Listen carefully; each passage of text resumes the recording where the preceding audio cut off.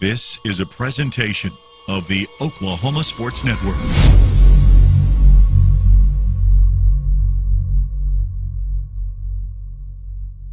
Any other use of this telecast, or any pictures, descriptions, or accounts of the game without the Oklahoma Sports Network's consent is prohibited. It may not be reproduced or retransmitted in any form, and the accounts and descriptions of this game may not be used without express written consent.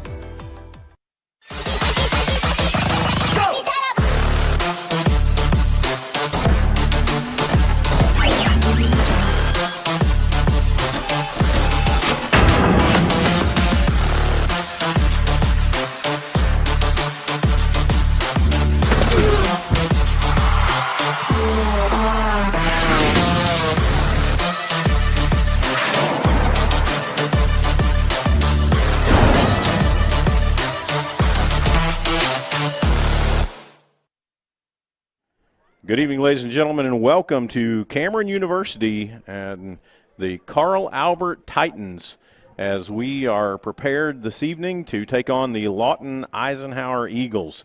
And this is Kirk Norman, your play-by-play commentator, and Braden Conover is with us, the color commentator, and Nathan Schultz is our producer, and Jason Harjo on the camera. And so this evening we're excited to be here. It's a beautiful night for football. Low 60s, nice breeze out of the southeast, and it's just going to be a great night for football. And so here we are with the Carl Albert Titans. The Carl Albert Titans come into the game 6-1 on the season. One defeat is to Bigsby, and those of you that were watching ESPN last night, you had an opportunity to see Bigsby again, and we're going to talk about that in a little bit. And we're going to be playing this evening the Lawton Ike Eagles, and they are 2-5 coming off a non-play week. And just to remind you, when it comes to playoff time, everyone is in. So CA has earned its way in, and they're looking for the top spot this evening, coming off of a shellacking of Woodward last week at home, 56-7. Braden, how do you feel about tonight's game? You know, let's just get out of here healthy. Exactly. That's the main point. That's right. Both physically and being with COVID. So right. You just want to get out of here and get back home and basically quarantine until you have practice again. So. Right. Well, Lawton Ike is actually playing their first game in 3 weeks because they were off 2 weeks because of COVID-related illnesses. Mm-hmm. And I was talking earlier to one of their play-by-play commentators, and he said the entire offensive line was down with COVID, and that took them out for 2 weeks. Yeah, hard to play football without an offensive line. It really is. And so they had actually started a week before us, and then, of course, we had a game that we had to take off, not because of anything we had done, but Western Heights is not playing, and so that's the reason we actually have similar schedules, both having played 7 games. Right. Carl Albert coming in 6-1 and Lawton Ike 2-5. Well, we're going to come back here, and we're going to talk to you about the Drive for 5. We'll be back with you here on the Oklahoma Sports Network.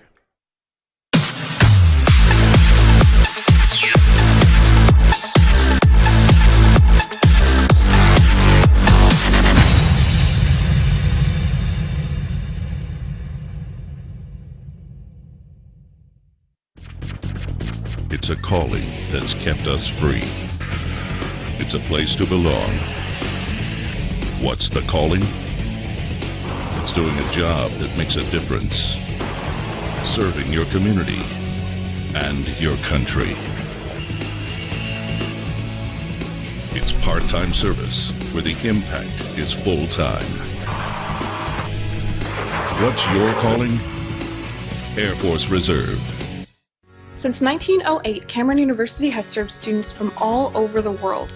With nearly 50 degrees in 2-year, 4-year, and graduate programs, we have something to inspire you.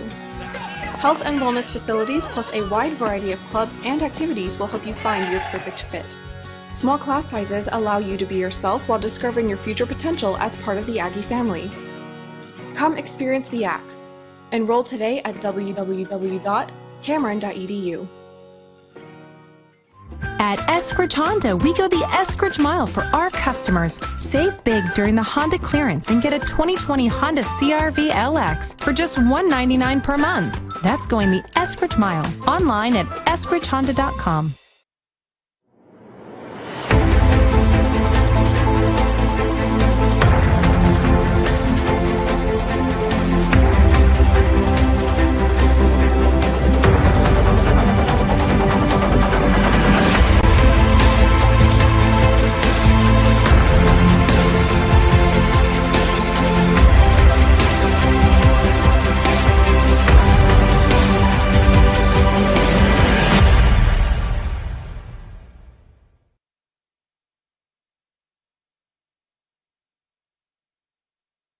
We're back with you here on the Oklahoma Sports Network, where tonight the Carl Albert Titans take on the Lawton Eisenhower Eagles.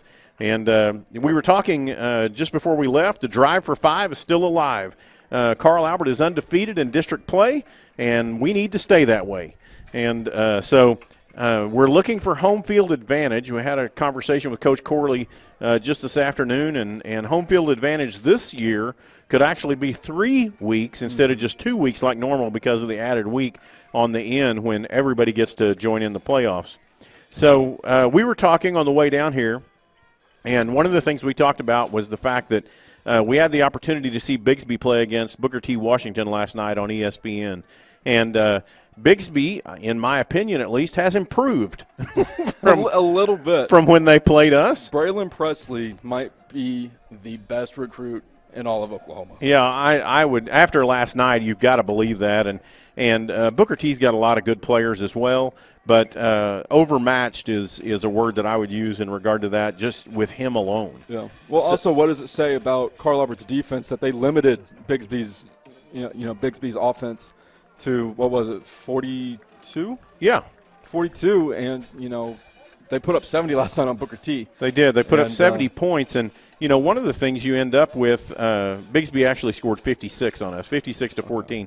But they put up 70 points on Booker T. Washington, and that was a district game. And it was not a time either when Bigsby really laid off until the fourth quarter. Yeah, and it was 35-21 after the first. Yeah, one of the things that I think is very, very important is just this whole idea that this team, this Carl Albert defense, coming into the season, you could have actually said that our defense was our most suspect place. We had lost several D2, D1 athletes that had left this defense. And yet this defense did a great job at holding down Presley. And I'm saying holding down. I mean, he may have had 200 yards that night, right, but he didn't have 500 yards like he did last night. Right. And so this defense has grown up. And since that game, you can see a different attitude on this defense. They're playing with passion. They're playing with heart. And there are times you always have to wait until several days or several weeks after. But there are times that, a good beating from a really good team can spur you forward. And I think that's what's happened this year. Yeah, and, we even made mention of that during the game itself against Bigsby is, maybe this is exactly what they needed. And you see guys like Nathan Mooney, number 51, who's the middle linebacker. He's really the heart and soul of the defense. And then offensively you have Wisdom Combs, who's the center. He's the anchor of the offensive line. Those two guys are really grown into their roles as being the go-to Energizer bunnies. That's right. They really have, and they're also X factors at the same time. We've seen Wisdom play both sides of the ball. Switch sides, you bet. Just to give that defense a little bit more life to it when, Nathan might have to come out of the game or, just they're being a little bit lackadaisical. They're not wrapping up. They're committing too many penalties. It's a team effort, and that's what I love about this defense so far this year. We're here week 10, but, this is only our 7th, 8th game, and we've seen the maturation process. We definitely have. And just like you said, I run into Wisdom quite a bit at school. Mm-hmm. I also run into Houston Russell at school. Yeah. And what you get out of those kind of guys, Wisdom is honestly, and I don't mean this in any negative way, but that kid's playing above himself. Absolutely. He is absolutely playing above himself with passion and heart. Yeah. Houston Russell basically just said, hey, I know I'm not going to be playing quarterback. Get me on the field. I want to play. He has had a key reception in almost every single game we've played. Yep. Just a kid that plays with incredible heart. Absolutely, and that's going to get them to the next level. That's right. No matter where they go to play, even if they choose to play a different sport, that's what's going to get them ready for the next level and then eventually life. Just having that mentality every single day, that's something that you just can't teach. Right. Well, we know that we've got a great quarterback in Ben Harris who went over 1,350 yards as of last week in passing and 15 touchdowns to 5 interceptions. He's doing a great job. We've got 2 running backs. Either one of them can break a game open. Yeah. The offense is sound in what they do, and the defense has really grown up. So it's exciting to be here, to be watching this end of the regular season so that we can head into the playoffs on this drive for 5. undefeated again in district play, and we've got to stay that way. We're going to be back with you here on the Oklahoma Sports Network.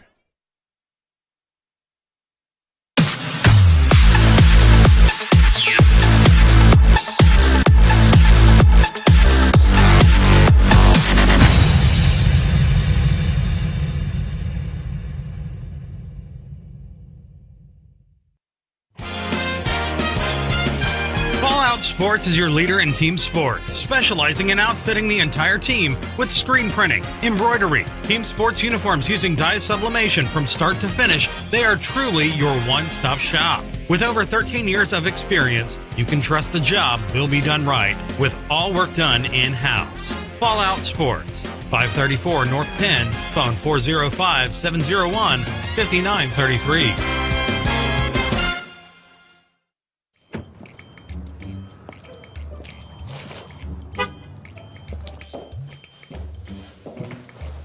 Did you get that new F-150? Yep. Where'd you go? Greg Darnell Ford. How was it? Darn good! We've got darn good deals with 0% interest for 72 months on most 2020 models. F-150s as low as $459 a month. Escapes as low as $349 a month. Fusions as low as $319 a month. There's a new sheriff in town, and I'm laying down the law on low prices.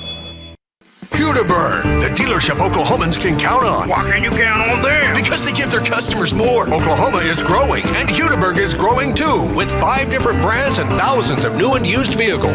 Hudiburn, Hudiburn, Hudiburn, Hudiburn. Wow! It's been 60 years and Hudiburn is still here. You can count on Hudiburn. We'll give you more.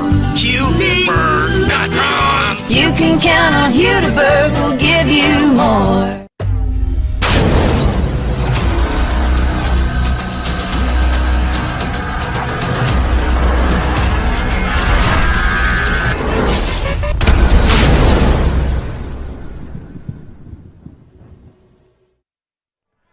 We're back with you here on the Oklahoma Sports Network here at Cameron University, Cameron Stadium, where the Carl Albert Titans are taking on the Lawton Eisenhower Eagles. Our keys to the game are brought to you by Entrust Insurance Agency. For all your commercial and personal insurance needs, call Entrust. I've got some keys to the game, and one of the keys to the game is probably just because of coaching background, and that is I'm still unhappy with the penalties. Well, I am too, Kirk, and I have not coached a thing in my life. So. Well, I just, at this stage of the game, here we are, 7 games in, and actually last week we were playing a lesser competition. Quite honestly, yeah. I'm trying to be. We pretty much say that every week. Yeah, I know, but I'm Bigsby. I'm trying to be nice about this, but the truth is there's no reason for us to be offsides. No, never. Offense or defense. Well, there was also no reason for Woodward to be hanging around, and that's what let them hang around was stupid penalties. That's right. I feel like we've been saying that almost every single week. And I know the coaches have been harping on that a lot. Yeah. And so it is one of those things that we have to fix. So that's a key to the game. You come down here, you prepare all week long, you are ready for this game. You know what you're going to see. There's nothing that's going to surprise you here. Yeah. And so we've got to take care of the penalty issues that we've had. The other thing is we can't lose focus on a lesser team. And quite honestly, this is a lesser team. They've got a couple of really good running backs, don't get me wrong, but this is not a team that is going to be competing for the state championship. No. And so we cannot lose focus on a lesser team. We have to come out and do our job. And I say this tongue-in-cheek, but they are a playoff team. They are. You cannot overlook a playoff team. Well, that is true. So is Western Heights if they want to play. Yep. So here we are. The next key to the game for me is to stay healthy, and that means in regard to injury, and you talked about it at the very beginning of the show, COVID-wise. The only thing that can cut out your possibility for the Drive for 5 is to end up with COVID, and if we end up with COVID, we're out for that week, and they get it, and there's nothing we can do about it. You never even get an opportunity to perform on the field. And so the last key to the game is to play to your potential.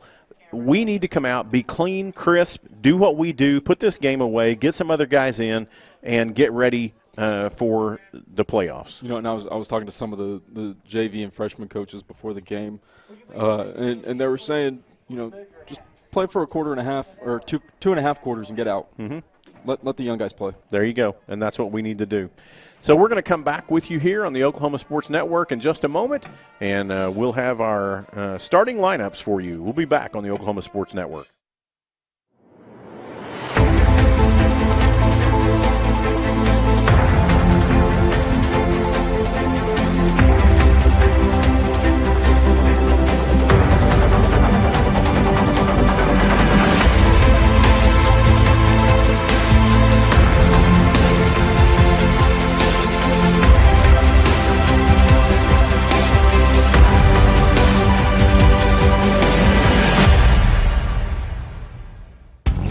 MM7 Sports Cards is your trading card and sports memorabilia store. Located just off I-35 and more, we carry a large variety of sports cards, old and new. We also have unique memorabilia for your office or your man cave. So come see us today. We are always buying, trading, talking, all things sports. MM7 Sports Cards, 2308 North Broadway, or check us out online at mm7sportscards.com. Hi, my name is Zach Knudsen. I'm an orthopedic surgeon in Oklahoma City. I'm a specialist in hip and knee preservation, in particular cartilage restoration, hip arthroscopy, minimally invasive procedures to try to salvage hips and knees and try to prevent them from going on to arthroplasty or joint replacement. Orthopedics is unique in that it is the ability to have somebody who's injured, their life has changed, and we fix them and they can go back to doing the things that they love.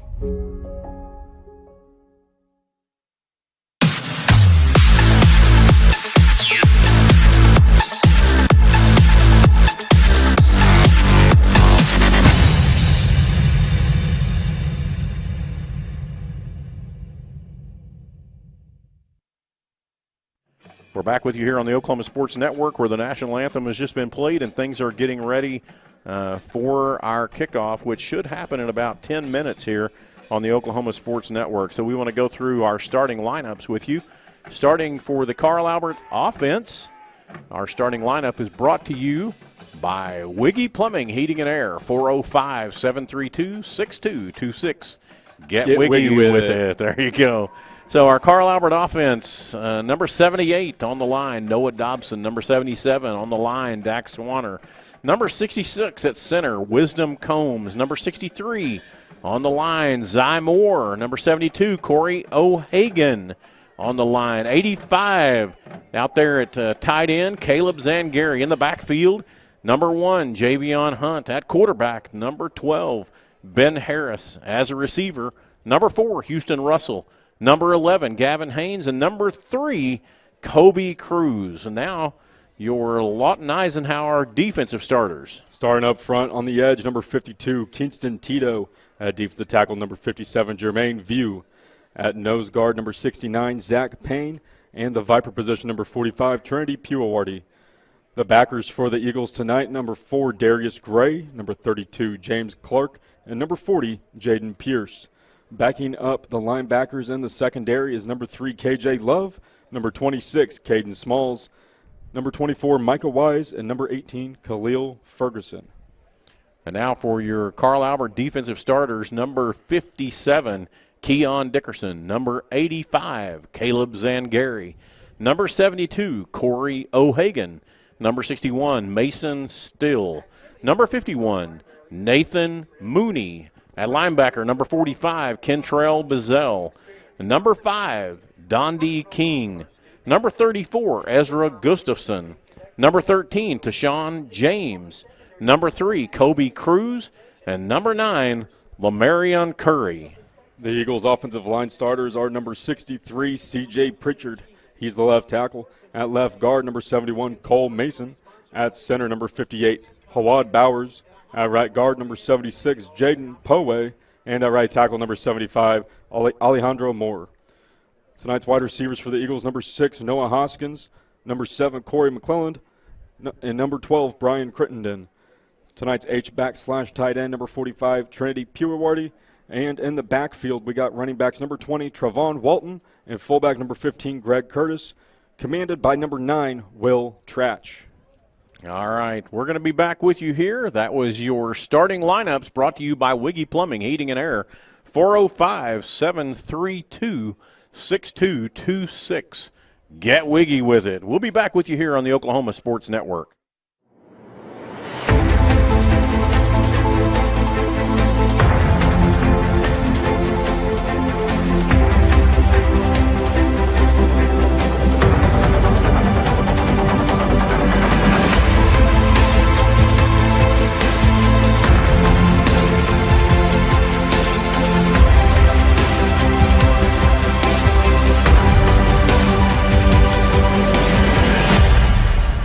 To see this place? All right, I got this app. Would you like to tour the house?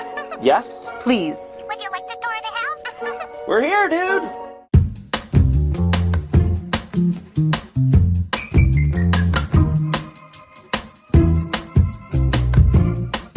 House for sale. Home for sale. Home for sale. Home for sale. Home for sale. We've got a home. Available now.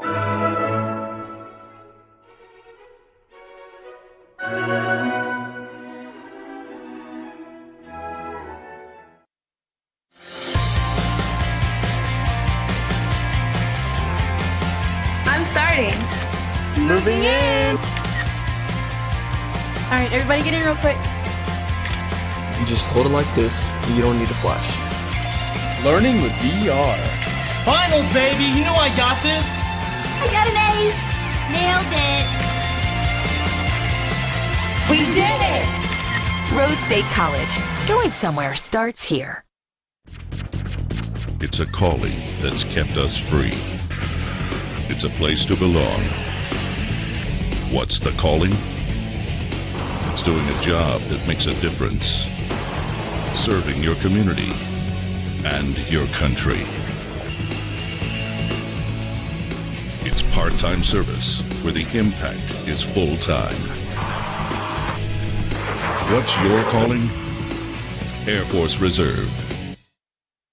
Since 1908, Cameron University has served students from all over the world.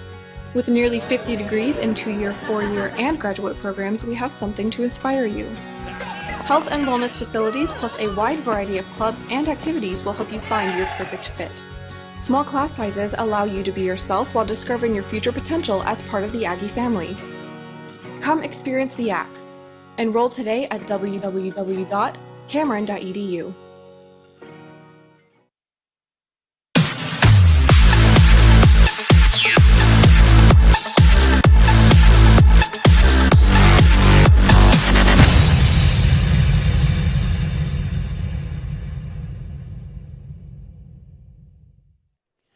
We're back with you here on the Oklahoma Sports Network, where tonight the Carl Albert Titans are down here in Lawton, Oklahoma, and matching up with the Lawton Eisenhower Eagles. And we've come to the point in the evening here. You can see our cheerleaders and pom-pom squad down there on the field. Our players came out just a little bit early, and so here we are just kind of in this holding pattern. That's what we're doing. So our players are actually warming up again. They've stood there so long. And so if you look across, and Jason, if you can pan over to your left there and see the stands that are over there, and you can see our fans. We actually traveled fairly well this evening. I mean, I think there could be 75 people over there. And we've still got 5 minutes before game time. So it's a beautiful night here. It is a great night. It is a great night, and it's not a gusty breeze. It's just it's kind of a soft breeze. And I think they said earlier it was about 65 degrees. 65 in November is something I'll take every day of the week. Exactly. So here comes our captains for our coin toss. Our coin toss is brought to you by New Level Nutrition. For a healthy meal replacement, come to New Level Nutrition, 2839 Southwest Douglas Boulevard. Our captain for the Lawton Eisenhower Eagles is number 71, left guard Cole Mason. And our captain this evening, I'm looking for the number there because I didn't get the sheet earlier, is number 57. That would be Keon Dickerson for the Carl Albert Titans. And so there at the center of the field, you can see our referee, the man in the white hat. We'll be looking at him several times this evening. And he is giving all the instructions, and we're going to have the opportunity to see the coin toss here very quickly. So this is it's always an honor to be a captain of the game. Absolutely. And so also standing on the Carl Albert 50 is number 77, Dax Swanner, number 71, Corey O'Hagan. There we go. So it's kind of lineman night for show the big boys some love every for once the in a while. honors.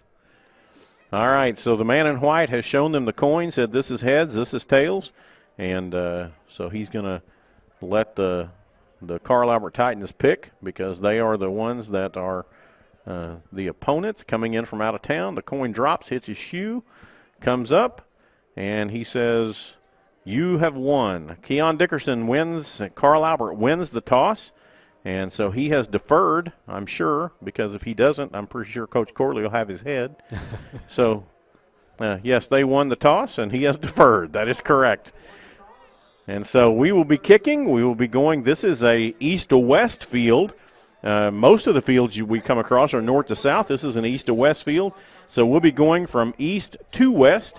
And Carl Albert is getting ready to now come out of their own tunnel for us to get ready for the game. So your coin toss is brought to you by New Level Nutrition. For a healthy meal replacement, come to New Level Nutrition, 2839 Southwest Douglas Boulevard. And our Titans are getting ready to bring out the battle flag, which is that large red flag you're going to see go by here in just a moment.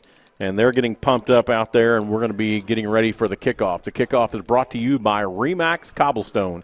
There's no place like home, and who else better to help you find it than Remax Cobblestone. I want to remind you also that go on to Facebook at OK Sportsnet, and you can see the final score on OSN Facebook. Get all the scores from around the area and nominate a player for Player of the Week, and then go and vote.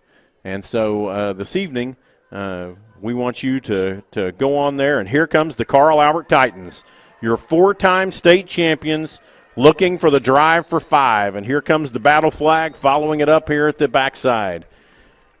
We're going to see that battle flag, I hope. And there it comes into your screen. Here come the Eagles. So trotting on in their powder blues. Great color scheme. I do have one complaint about these jerseys, though. We can't see the numbers from up here. That's right. It's going to be really difficult to see these numbers this evening. However, the Carl Albert numbers, we shouldn't miss one tonight. So the red numbers on the white jersey, and we ought to be able to see those. So Carl Albert takes a knee in the end zone, have their last little help me moments, and then they're going to get ready for this kickoff.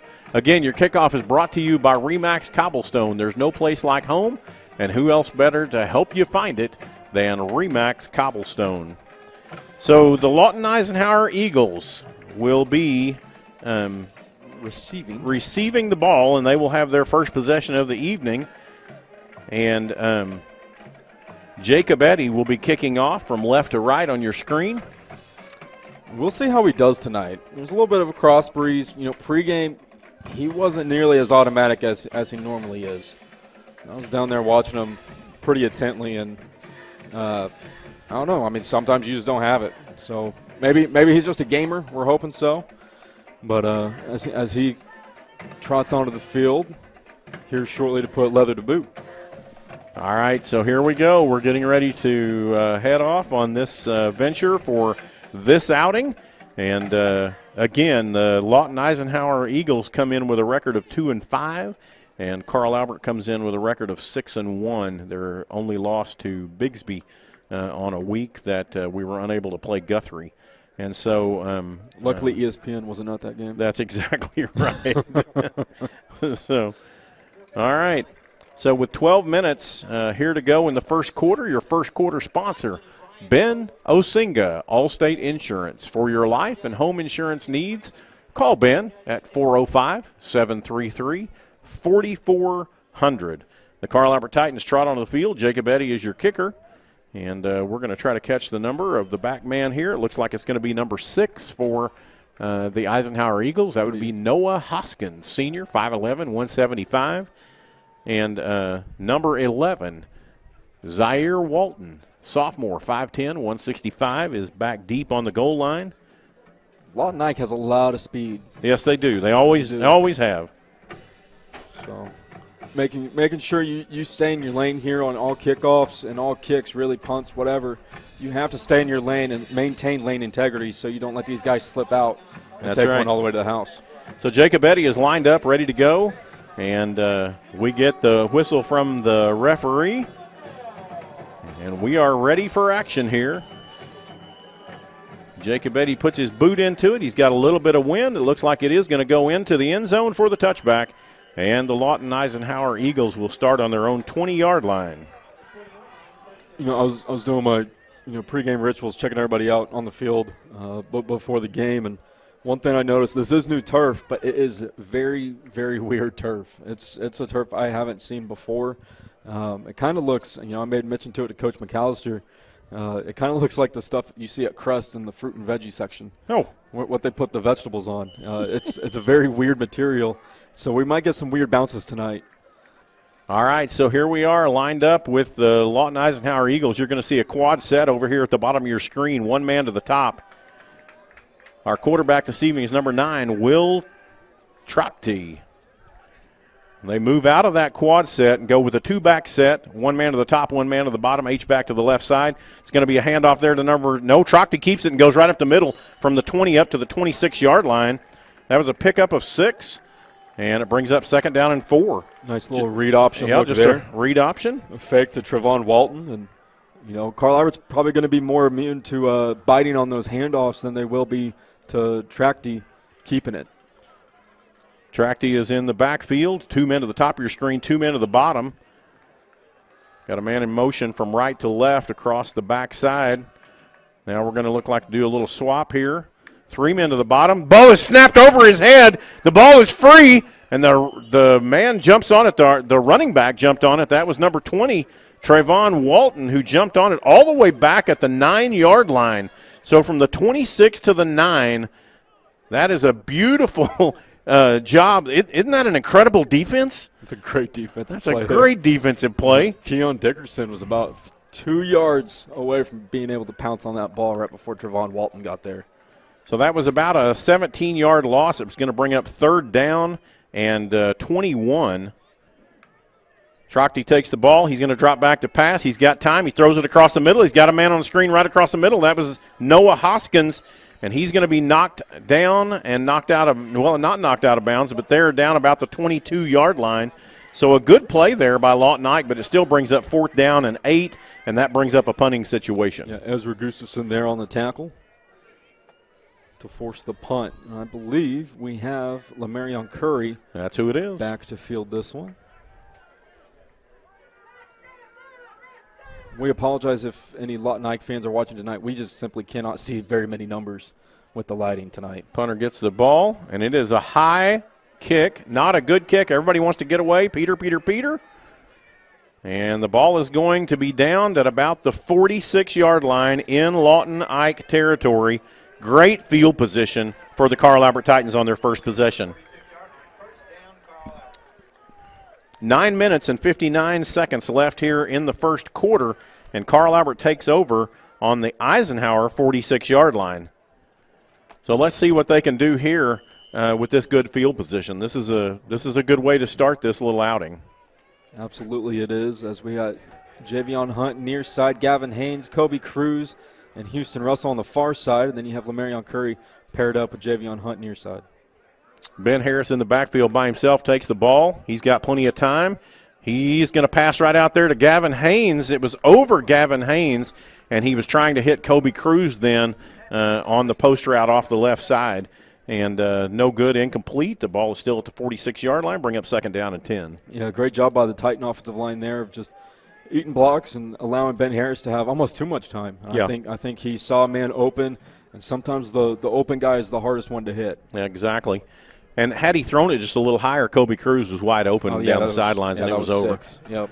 Gavin Haynes, Houston Russell, Lamarion Curry, Kobe Cruz, and Javion Hunt split out. It's kind of the same lineup. Harris has got plenty of time. He throws it out there to Kobe Cruz across the 40-yard line and down to about the 36, and that's going to bring up a 10-yard pickup and another 1st down for the Titans. That was the same play. They saw something on the last play, and they liked it, ran it again, except one little variation. Houston Russell was actually blocking the entire way, he was not going to be running a route. And so he was just going to get upfield and then engage as soon as he counted to 3, because that's when the ball was supposed to be out of Ben Harris's hands. And then that was going to be able to be broken off, but unfortunately not. 10-yard pickup on the play is 1st and 10 for the Titans at the 36-yard line of Eisenhower. This time we've got Javion Hunt backing up Harris in the backfield. And it looks like we're going to have a timeout here by Carl Albert, so we're going to go with a timeout with you here on the Oklahoma Sports Network.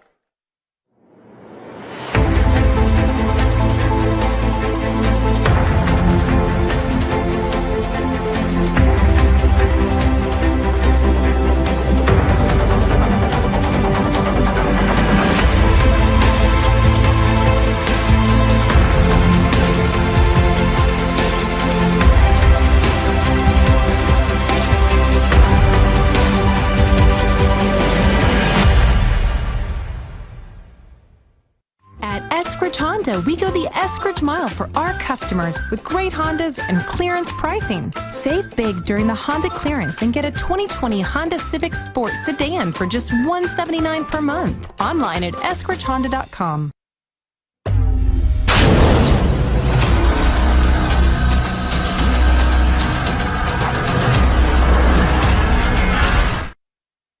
We're back with you here on the Oklahoma Sports Network. Harris takes the ball. He's going to go around the right side. He's across the 30 and gets knocked out of bounds right there at the 30-yard line.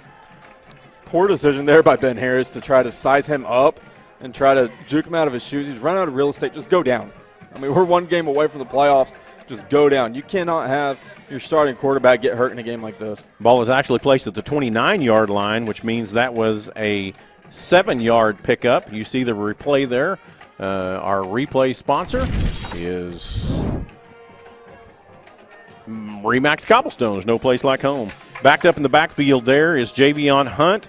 Harris takes the snap. He's going to pitch it out there to Hunt. Hunt's going to break back across the middle, and he's going to get down to about the 27-yard line, and that's all she wrote. So from the 29 to the 27 is a 2-yard pickup, brings up 3rd down and 1. Should have been a first down. The line judge on the far side had given him the line of scrimmage. It would have been close. Might have had to bring out the chains. But he got called off by the near side lineman who did not see where that ball was when the knee was down. It's a very interesting call there as we go Trojan horse. Trojan horse. Harris split out to the left. Javion Hunt takes the ball. He's across the 25-yard line, falls forward down to the 24-yard line. Pick up a 3 and a first down, Carl Albert Titans. So 1st and 10 at the 24-yard line. This is Carl Albert's first possession of the evening. 7 minutes and 55 seconds left here in the first quarter. And Carl Albert is just kind of taking their time. We're in no rush here. We aren't. You know, touching on the grass or on the turf again, in the past it's been like playing on concrete. Here we go. And this year, it's really soft. I mean, it is really soft. You could probably take a nap down there if you're a lineman. 3 men to the top of your screen, 2 men to the bottom. Harris is in the empty backfield. Harris drops back to pass. He's going to throw it out there to Gavin Haynes, who goes up high, picks it out of the air, down there at the 15-yard line, and then steps out of bounds. So that's enough that's 11 more yards. And actually, that's 9 more yards down to the 15. And brings up 2nd down and 1. We are in the red zone. Triple Elite. Find world-class designs and hot new styles at Triple Elite. Great job there by Gavin Haynes of high-pointing that ball and then having the self-awareness to get both feet in. That would have been a good catch in the NFL. 2nd and 1. Trojan horse. Javion Hunt's going to take it across the right side. He's across and all the way down to the 11-yard line. He needed 1, picked up 5, and that's a Titan first down at the 11. So first down. Why run anything else at this point? Exactly. First down at the 11-yard line. They can still pick up a first down before they go into the touchdown, but let's just take it on in. Really, that 3-man line for Eisenhower just really doesn't have an answer for the big boys up front right now. We've got Kentrell Bazell is in the backfield now, backing up Harris.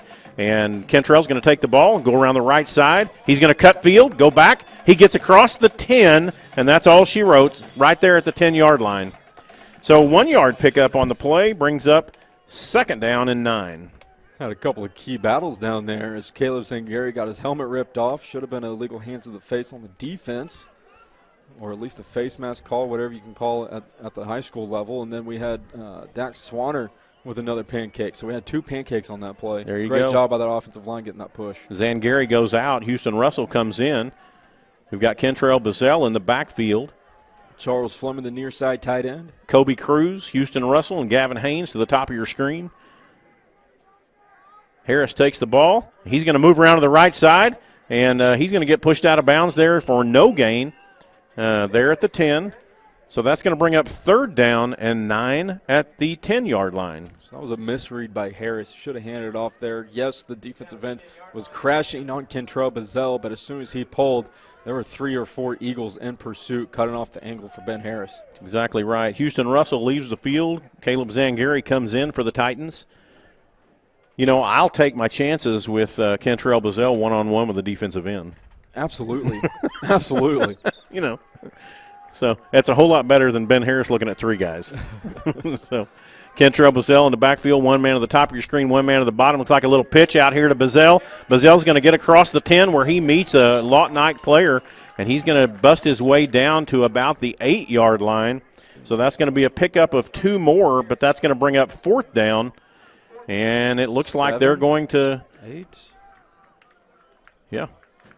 Looks like they're going to bring the punt or the field goal team on of Jacob Eddy and Houston Russell. And so that will be a 25-yard field goal for the Titans. Dax Swanner, the long snapper. Snap is good. Ball is down. The kick is up. And it is good. And that is the score then. Carl Albert goes on top 3-0 over Lawton Eisenhower. We'll be back with you here on the Oklahoma Sports Network.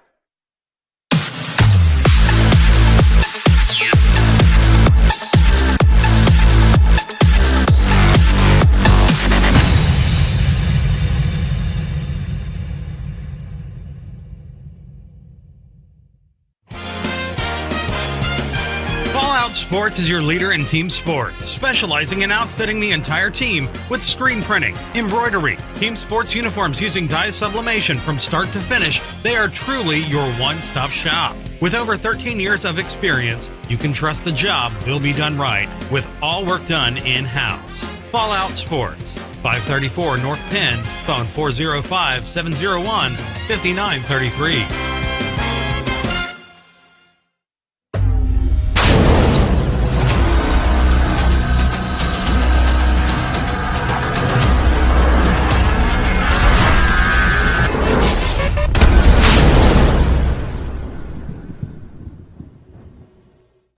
We're back with you here where the Carl Albert Titans have gone on top of the Lawton Eisenhower Eagles, 3-0 on a 25-yard Jacob Eddy field goal. Jacob Eddy is in to do the kickoff honors, and back deep is number 11, Zaire Walton. That ball is going to go into the end zone for the touchback, and the Eisenhower Eagles will take it at the 20-yard line. So this evening, our player of the game so far is Jacob Eddy with a 25-yard field goal. Kickers are people, too. That's right. They're weird people, but they're people. It's kind of like drummers. Yeah. So, all right. If you're a drummer out there, I apologize, but all the drummers I know, they're a little bit weird, too. So the defense is on the field for the second time, and the Lawton Eisenhower.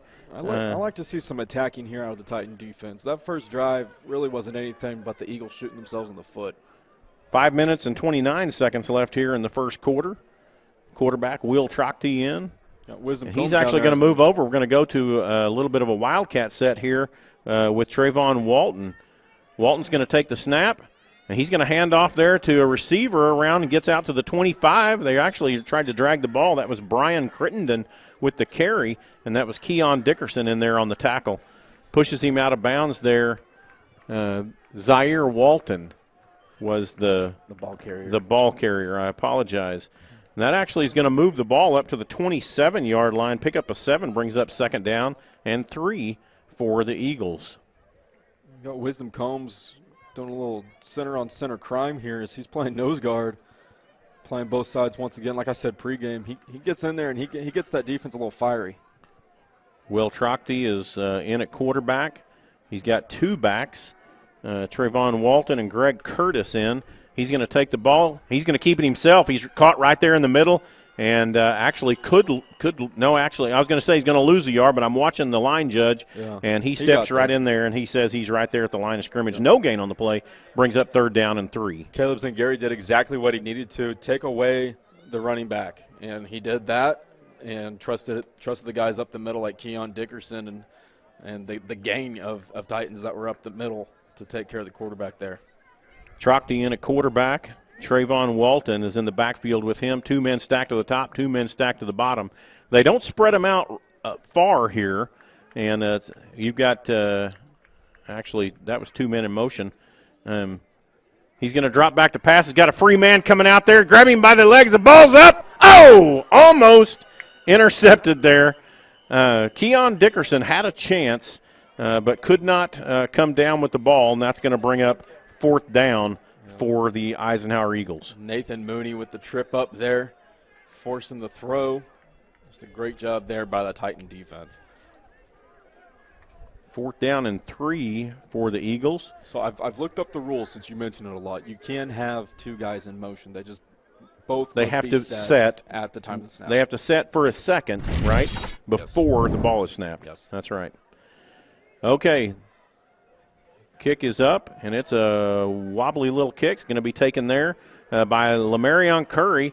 He's going to get back across the 50 instead of going upfield. He's going to try to dance his way out, and he gets there to the 49-yard line, and that's where the Carl Albert Titans will take over their second possession of the evening. 3 minutes and 42 seconds left here in the first quarter, and Carl Albert again takes the ball in Eagle territory. You know, and if Lamarion Curry just would have bounced that out to the outside, going away from the viewers here, and go outside of that block by Kobe Cruz, we could have easily had a house call. Here we go. This is Javion Hunt in the backfield. 2 men to the top of your screen, 1 man to the bottom. Harris is in at quarterback. He gets the snap from Combs. He's going to drop back. He's going to throw it out here to number 13. He gets hit immediately. That was Tashawn James was the intended receiver, and he was defended well there by number 4, Darius Gray. Ben Harris kind of left him out to dry there. He did, kind of threw that high and left him up there to where a little pain could have happened. Yeah. But Eagles not really sending any blitzes, no pressure really by this Eagle defense. Ben Harris looks like he's probably going to have all day to throw all night. Xavier Ware and Xavier Thomas up on the top. And Harris is going to take the ball. He's going to hand it off there to Hunt. Hunt's across the middle. He's across the 40 and down to the 39. And that's a 10-yard pickup. First down and 10 for the Carl Albert Titans. Got a couple injured Eagles here. And with that, we're going to take a quick break here on the Oklahoma Sports Network.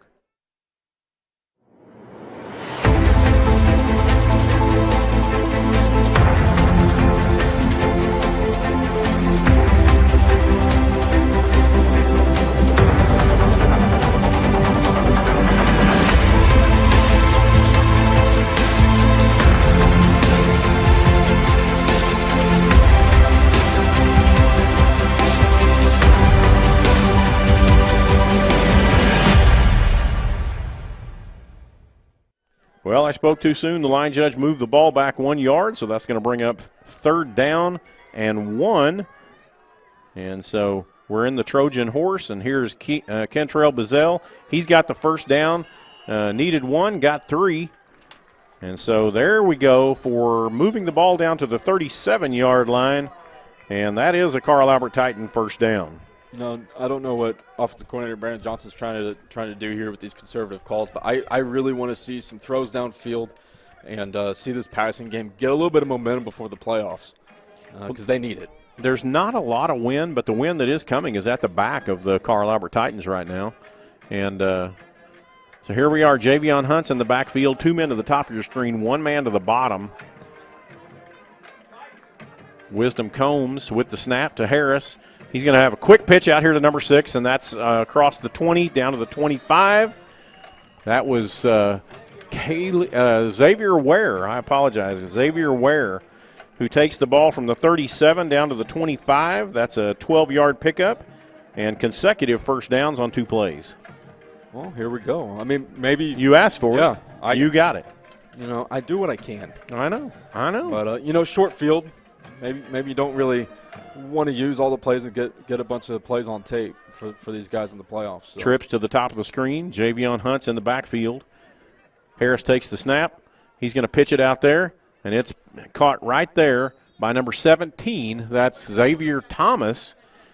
We've got two Xaviers. Xavier Ware, Xavier Thomas. X Factors. He goes for 8 yards down to the 17-yard line. And that brings up 2nd down and 2, and we are in the red zone. Red zone, Triple Elite. Find world-class designs and hot new styles at Triple Elite. Go score. Tayshawn James and got a Xavier Ware, Xavier Thomas, Lamarian Curry. We've got, that was a motion there because our receivers were not ready for the call. And so one of them jumped, is going to move the ball back 5 yards. And so that's going to move the ball back to the 22-yard line on that penalty. And penalties can hurt. This is 2nd down now and 7 for the Titans. Marion Brown near side. Tayshawn James in the slot. You got Xavier Ware and Xavier Thomas up top. Harris with Hunt in the backfield. Ball's going to go right across the middle. Oh, and he actually just was out of the outstretched arms there, intended for Xavier Ware, and he just threw it a little bit too far ahead. So the ball is there at the 22-yard line, brings up 3rd down and 7 for the Carl Albert Titans. A little too far ahead and a little too high. Take a little bit of that zip off it, and we probably have 6 there. Ball is still at the 22-yard line. You know, Lawton Ike has done a good job once they get into the red zone of kind of stiffening things up and making you work a little harder. Yeah. So we've got 2 men to the top, 2 men to the bottom. Javion Hunt is in the backfield. He goes out this time. It's going to be a little screen, and he's going to get caught immediately there. That was Xavion Ware. He's going to pick up 2 yards, but that just took too long. Way too long, and when it takes too long to develop a screen like that, the guys blocking on the outside that aren't used to blocking, those being the wide receivers, they're going to get blown up, and that's exactly what happened there. 4th down and 5 now for the Titans, and they're leaving the offense in this time at the 20-yard line. Again, at the 20-yard line, we're in our red zone. Triple Elite, find world-class designs and hot new styles at Triple Elite. All respect to Jacob Eddy, but we did not come down here to settle for field goals. No, we did not. 26 seconds left here in the first quarter. 3 men to the bottom of your screen, 1 man to the top. He's in motion across the field left or right. He's coming around as number 17. He cuts in. He doesn't have enough, and that's going to be a turnover on downs now for the Carl Albert Titans. And Lawton Eisenhower has held, and they will take over possession at their own 18-yard line. The offense just looks weird. It just does. I mean, they aren't really clicking. They aren't getting a great push on when they are running the ball. The pass protection has been great so far. Ben Harris just hasn't been able to connect. It's just, if it's not one thing, it's another for this Titan offense so far. Well, again, one of the things we talked about in the keys to the game was coming out here with intensity, doing what you need to do, taking care of business, and really we just have not looked crisp yet. Yeah. Will Trochty in at quarterback. Got Lawton Eisenhower players moving all over the field. There's 4 seconds left on the play clock, 2, 1, and he calls timeout immediately, and so we're going to go to a timeout with you. Carl Albert 3, Lawton Eisenhower 0. We'll be back with you here on the Oklahoma Sports Network.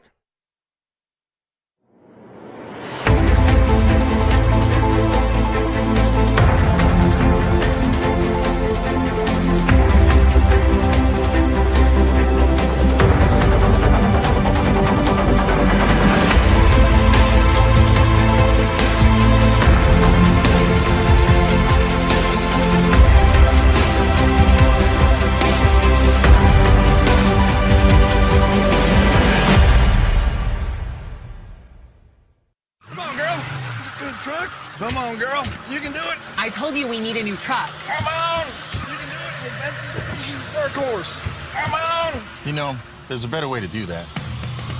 At Greg Darnell Ford, F-150s are up to $12,000 off. And with the Ford Promise, you can buy or lease an eligible Ford vehicle. And if you face financial hardship due to a loss of employment, you can return it within 1 year of purchase. See you soon at Greg Darnell Ford. Darn good deals, darn good service. It's about darn time. We're back with you here where the Eisenhower Eagles got a man coming around the left side. He bounds up, and he's going to get brought down there about the 23-yard line. That goes from the 18 to the 23. That's a 5-yard pickup and brings up, that was running back Trayvon Walton, brings up 2nd down and 5 for the Eagles. Noah Dobson, Kentrell And that's Bazell. the end of the quarter. Go ahead. Noah Dobson and Kentrell Bazell in on the tackle. Just a weird run there as he ran right into one of his blockers. That's the end of the quarter where the Carl Albert Titans lead 3-0, and that's a score that when it goes out around the state, people are going to wonder what's happening down there in Lawton. So here we are. Our second quarter sponsor is Brenda Stanley. Brenda Stanley, Oklahoma Senate District 42. Keep faith, determination, hard work, and common sense working for you. Brenda Stanley, Senator, District 42. And so the Carl Albert Titans have kind of played a little bit rough in this first quarter, and actually have only had 10 and 8. They've had 18 plays in the whole first quarter, which is pretty unusual. Everything was capped off by Jacob Eddy on a 25-yard field goal. Well, you know what they say, that Lawton is the Lubbock of Oklahoma. There you go. Anything can happen at a night game in Lubbock or Lawton. There we go. So here we are as the Titans lead 3-0 to start the second. Trochty is in at quarterback. Trayvon Walton is there with him. Got men in motion, 1 man to the top and 3 men to the bottom. That moves the defense in. Trochty's going to take the ball, drop back to pass, and he's got men coming from every direction. Looks like there's a holding out there. The pass is complete down to the 30-yard line, 40, and pushed out of bounds there at about the 43. But it looks like it is going to come back, and it is holding by the Lawton Eisenhower Eagles. And so that will move the ball back as a spot foul. It could be half the distance to the goal, Braden. Yeah, it could be there. I mean, Caleb Zangari basically got tackled as he was trying to get all the way to the quarterback. And, broken plays are going to happen when guys are getting held. Trachty was back there for what seemed like an eternity, and guys are just simply going to get open when you're playing zone coverage like that. Well, that play actually started at the 25-yard line, and so it is going to be moved back half the distance to the goal, which is going to put the ball at the 9-yard line and bring up first down and forever. First down and about 21 yards to go second down and 21 yards to go for the first down. Kirk, I was about to ask you over under 4 guys in motion on this play. We already hit the over. There you go. This time you've got your running back. That's Trayvon Walton who takes the ball. He's going to keep it. He's going to get free around the right side. He's across the 10 and is brought down at the 15-yard line there. That was a good tackle there by number 51. That's Nathan Mooney. Nathan Mooney for the Titans. So that goes from the 9 up to the 15. That's a 6-yard pickup and is going to bring up third down and 13. Yeah, actually on that, not this past play, but the play previous that got called back, it looked like it could have been called for an illegal formation as well. Looked like too many guys in the backfield there, but we'll see. We'll keep it in front of us. 2 men to the top, 2 men to the bottom. Will Trochty in at quarterback. He's going to drop back to pass. He's got men covering up, and he is hit hard and brought down there about the 13-yard line. All you got to do is fall down, and it's 4th down. So he is going to get back to the 15. Got a late flag. But Keon Dickerson with the initial contact on Trochty as he steps up in the pocket and runs into Wisdom Combs, Caleb Zangari, and a handful of Titans. And, I hate to say this, but okay, we're going to have a face mask. Looks like a personal foul. Face mask is going to be a 15-yard penalty and is going to take the ball from the 15 where it would have been 4th down and 13 to go and move the ball all the way up to the 31-yard line. And that's going to be 1st and 10 there for the Eagles. That was an awfully late flag for a face mask. Well, especially in a scrum like that. Yeah, I mean, anything goes. I mean, everybody knows that anything goes in the bottom of a pile. So Trochty in at quarterback, Walton in there at halfback. Players moving all over the field. 19 seconds left on the play clock. 10 minutes and 45 seconds left here in the second. Trockty takes the ball. He's going to hand it off to his running back, who's going to get across the 35, out to the 40, and he's still running. He moves all the way up to the 43-yard line. That's Trayvon Walton there. Quick feet, moves up to the 47-yard line. You know, when he initially got the ball, he made a quick jump cut, and that was one of the cleanest jump cuts I've ever seen, no matter what level of football. 16 yards picked up on the play, 1st and 10 there for the Eagles. Walton is going to be the go-to guy tonight for the Eagles. I mean, the speed, the agility there that he just shown on that last run, he could be trouble for this Titan defense. Everybody's moving around. Walton's going to move into the Wildcat set. The quarterback moves out here to the bottom of your screen. 2 men to the top, 2 men to the bottom. Walton takes the snap. That time he's going to keep it himself, and he's going to get caught right there at the line of scrimmage. He's going to get hit hard and pushed back, and that ball is going to go from the 47 back to the 45, 2-yard loss, and maybe the defense has decided to stand up. That's going to bring up 2nd down and 12 for the Eagles. Got to get penetration here. They did that time. They met him in the hole. They did that time, but it was also a known run. Right. So, I mean, you got to get pressure even when Trockty's back there, and you have to set the edge at the same time. It's going to be on Caleb Zingari and Keon Dickerson to take away the edges and pinch that pocket up towards the middle so the big boys up front can get it taken care of. 2 men to the bottom, 2 men to the top. Trockty's going to drop back to pass. He's going to throw it out there again over to Walton. Walton is a great runner. He's not going to get the first down this time. He is going to make it up to the 48-yard line. Mason McNeil did a wonderful spin move and got held like he was the last one dancing at prom. That, I mean, it was right in front of the back judge. I mean, that cannot be happening all night. The ball's at the Titan 48-yard line, brings up 3rd down and 5. 3rd down and 5. Trockty in at quarterback. Men moving around, which is really nothing more than a tactic to keep the defense on their feet. Walton is in the backfield with Trockty. Trockty's going to take the snap. He's going to drop back to pass. He's got Walton in the – oh, he's pounded! He's pounded from the backside. Kentrell Bazell just lays him out on the concrete, and it is Titan ball, 1st down inside Lawton Eisenhower territory. Big hit by Kentrell Bazell. A nice stunt blitz, as you'll see on the replay here. A nice stunt blitz, delayed blitz, and Kentrell just comes around on that weak side and just pounds Trockty in the back, forcing the ball out. Caleb Zingari falls on it for a Titan 1st down. 8 minutes and 32 seconds left here before half.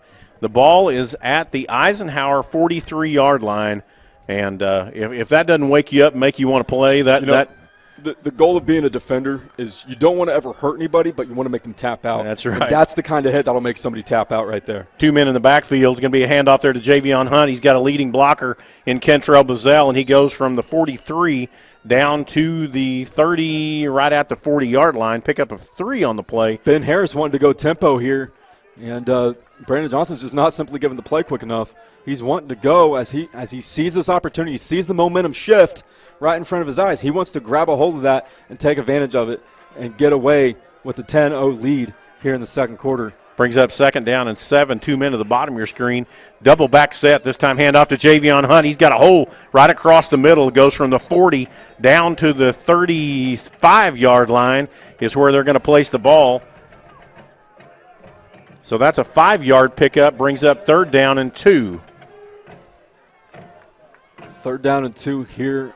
Obviously, looks like we're going to go Trojan horse. That's what it looks like with Kentrell Bazell this time instead of Javion Hunt, who's run it the last several times in this game. So they're going to get in their tight set. They got the big boys up front. Kentrell Bazell is going to take the snap, and the ball is down on the ground, and he has to just drop on it right there. It's a loss of 2 on the play. The ball goes from the 35 back to the 38-yard line. Or the 37-yard line is where it looks like they're going to spot the ball. Seemed like a decent snap by Wisdom Combs. It was a very good snap, and I think you're going to see Kentrell Bazell over there on the sidelines doing a few push-ups. Yep. Nice hands, feet. Yep.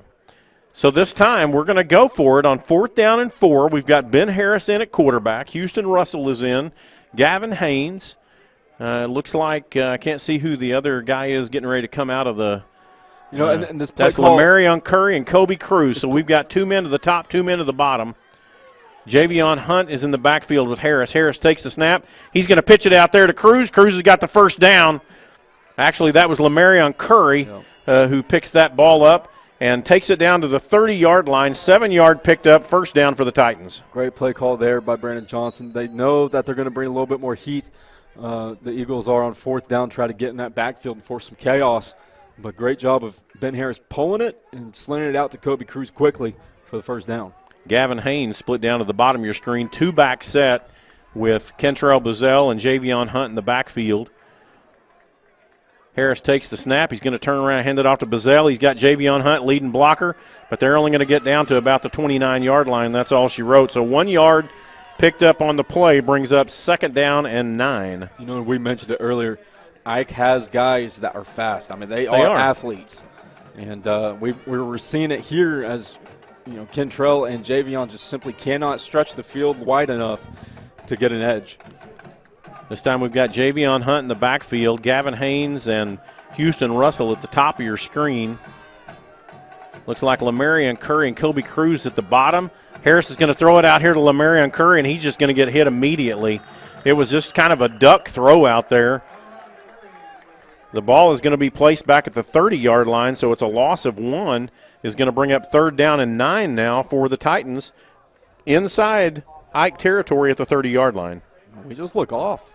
We do, and that was just a poorly thrown ball. I mean, it was so slow, it looked like anybody could have run up and grabbed it. It was so slow, and Kobe Cruz just couldn't get a good block on his man in the corner. With that time given by Ben Harris on the throw, came all the way up from 10 yards off. Harris is going to move out to the right side. This time he's going to throw it deep downfield to Gavin Haynes, and good defense there by the Eisenhower Eagle. That ball was intended for Gavin Haynes and just out of his reach. And so here we are with 4th and 10, and the offense is staying on the field. I believe that was number 24, Michael Wise, on the coverage. Great job there of not drawing the PI on Gavin Haynes, but also a great throw. I mean, that was a good throw on the run. And Gavin Haynes, you know, could have gotten a hand on it. It was just a little bit underthrown. This time we're going to go with the empty backfield. 3 men at the top of your screen. Kobe Cruz, Houston Russell, and Gavin Haynes are at the top. Javion Hunt, Lamarion Curry at the bottom. Harris takes the snap. He drops back. He's got plenty of time. He's going to move out here to the right. He's still looking. He tries to throw over to Gavin Haynes, and it's going to be a turnover on downs for the Carl Albert Titans. And quite honestly, we haven't seen this all year. 2 turnover on downs in consecutive possessions for the Titans. Yeah, it's just a complete mess right now offensively for the Titans. There's no reason why this game shouldn't be 17-0 or more, given the way that the Titans move the ball normally. But give credit where credit's due, and that's for the Eisenhower defense. They've been swarming around and taking care of business so far. 4 minutes and 51 seconds left here in the half. Carl Albert only leads 3-0, and so the Eisenhower Eagles are hanging around, and we don't need that to happen. So that was one of our keys of the game. That's right. Don't let them hang around. Don't let them hang around. 3 men at the top of your screen, 1 man to the bottom. Walton is in the backfield as the running back, and Trachty is the quarterback. Trachty's going to take the snap. He's going to hand it off there to Walton. Walton's right up the middle. He gets hit hard, and he's going to pick up about 2 yards on the play from the 30 to the 32-yard line. Big hit there coming downhill. You know, with as much as the offense is being stagnant, this defense has really kept their intensity up pretty well. They are. 2nd down and 8 now for the Eagles. Dondi Keene in single-man coverage up top. Lamarion Curry backing him up, as well as Demarion Brown in the slot on your far side. Trachty in at quarterback. Walton is the running back. Just to his right. 1 man to the top, 1 man to the bottom. Everybody's looking at their bracelets. Yeah, We've got 5 seconds. Ball is going to be handed off there to Walton. He's going to get around the outside. That was a good job there by Ezra Gustafson just to keep his hands on him enough to let him only pick up about 3 yards to the 35-yard line. Is going to bring up 3rd down and 5 for the Eagles. Just a wonderful job there by Ezra of shedding the block and getting hands on the ball carrier as soon as possible. He was engaged with his blocker, shut him off to his right, and was able to keep his eyes in the backfield to get some hands on number 20, Trayvon Walton there. 3 minutes and 35 seconds left here in the second half. Trachty in at quarterback, Walton backing him up. 3 men to the top of your screen, 1 man to the bottom.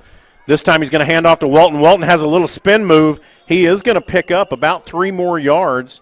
Goes from the 35. He's a slippery back. He is. Goes from the 35 up to about the 39-yard line. So that's 4 yards picked up, and that's going to bring up 4th down and 1. There's no reason the Eagles shouldn't go for it. Absolutely not. You have all the momentum on your side. Well, and they've held Carl Albert down here. So, there's nothing to be afraid of at this point. Walton's doing a good job at running back. 2 men at the top, 2 men at the bottom, which does nothing but spread out defenders. Trochty still in at quarterback. Oh, and they got their own player to jump that time, and that will be illegal procedure on the Eagles. That's going to move the ball back from the 39 to the 34-yard line, and that brings up 4th down and 6, which is a little different scenario. A lot different scenario here, and they're going to trot on their punt team. Yeah, that's what it looks like. Had an opportunity. Watch the fake, though. Yeah, had an opportunity, and that's what you see then when penalties come into play in a game, and that's exactly what happened there. From a 4th down 1 where you've got the momentum to a 4th and 6, and now a different game. This time the wind will be at his back just a little bit. They're going to think it over just a little bit. I think we just have an official's timeout. Okay. I don't know what for. I don't either. 2 minutes and 37 seconds left here in the half, where the Eagles have played to kind of a fairly well. Still not a real good punt. Is going to be taken there by Lamarion Curry. He's going to split out to the right side. He's got to keep on the wheels. He's across the 45, across the 50. He turns it upfield. 35, 30, 20, 15, 10, 5. Touchdown, Carl Albert. No flags. No flags. The field is clear, and special teams goes in for the kill with 2 minutes and 13 seconds left. Lamarion Curry. I said it on the last punt. If he would have just bounced it outside, he would have had 6. And he did. He did right there. So you're welcome, folks. That's Lamarion Curry who took that ball actually 56 yards for the punt return, taking it to the house, and Carl Albert now leads 9-0. Jacob Eddy is in for the point after try. Houston Russell is the holder. Dax Swanner is your long snapper. Ball is down, kick is up, and it is good, and that brings the score. Carl Albert 10 and the Lawton Eisenhower Eagles 0. We'll be right back with you here on the Oklahoma Sports Network.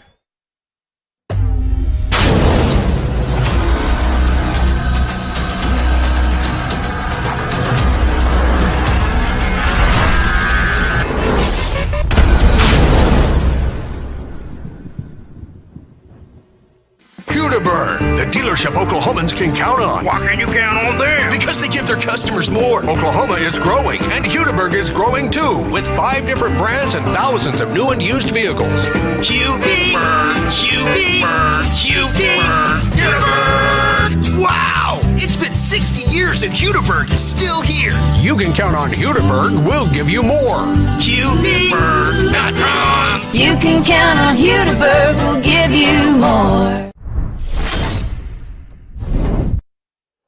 We're back with you here on the Oklahoma Sports Network, where Carl Albert has just scored on their first punt return of the season. And that was 56-yard punt return there by Lamarion Curry, who split it out to the right side, almost got tackled, just pulled out of a tackle there about the 45-yard line in Titan territory, and then took it to the house. And Carl Albert now leads 10-0 with 2 minutes and 13 seconds left here in the half. That is your score recap by Fallout Sports, Oklahoma's only in-house, fully customizable team uniform supplier. Sublimation is our specialty. Call Fallout Sports at 405-701-5933. Jacob Eddy be punting into the wind this time, going from right to left on your screen. And they've got 3 men back. Eddy puts it up, and he kicks it nice and long and deep. It's going to be taken there at the 10-yard line. That is by Walton again, and he is dangerous. He's going to get hit there. That's by Miles Lewis, number 10, who comes in and hits him at the 10-yard line. He's going to push his way up to about the 12, and Corey McClellan there with the run. Looks like that ball is going to be placed. They don't have the new ball out there. There we go. The ball's going to be placed at the 13-yard line, And 2 minutes and 7 seconds left, and so Lawton Eisenhower is going to have to use a little bit of momentum here and speed to get down the field in their 2-minute offense. I'm not sure they have that. Well, we're going to find out because that's what we're here to do. I don't want to find out. Braden, we're supposed to be sharing with the audience what the game is supposed to be doing. And so this, obviously, if there's 2 minutes and 7 seconds left on the clock, this would be their 2-minute offense. It would be, but I'm not sure they have it in the bag. It doesn't matter what they do. It's still 2 minutes of offense. That's what, the ball is taken there by Trochty. He's handed off to Walton. Walton gets stopped up right there in the middle for no gain. And so that ball is actually going to go from the 13 back to the 12. It looks like a loss of 1 brings up 2nd down and 11. Yeah, good job there of getting penetration. Got Nathan Mooney up front. Let's see, Noah Dobson up the middle. Noah. You got Corey O'Hagan, Caleb Zingari, Keon Dickerson. Yeah. Kentrell Bazell's been active there as well. Just a great job by this front 7. We've got Lawton Eisenhower players moving all over the field, and we know that doesn't mean anything, but we have 2 men in the backfield. Trochty takes the ball. He's going to hand off. No, he gets hit right there in the backfield. They're actually going to lose another yard is what it looks like unless the line judge just decides he's going to let him hold up there. Corley's going to take a timeout this time, yeah, Carl Albert's going to take a timeout, so we're going to take a timeout with him. We'll be back here with you on the Oklahoma Sports Network.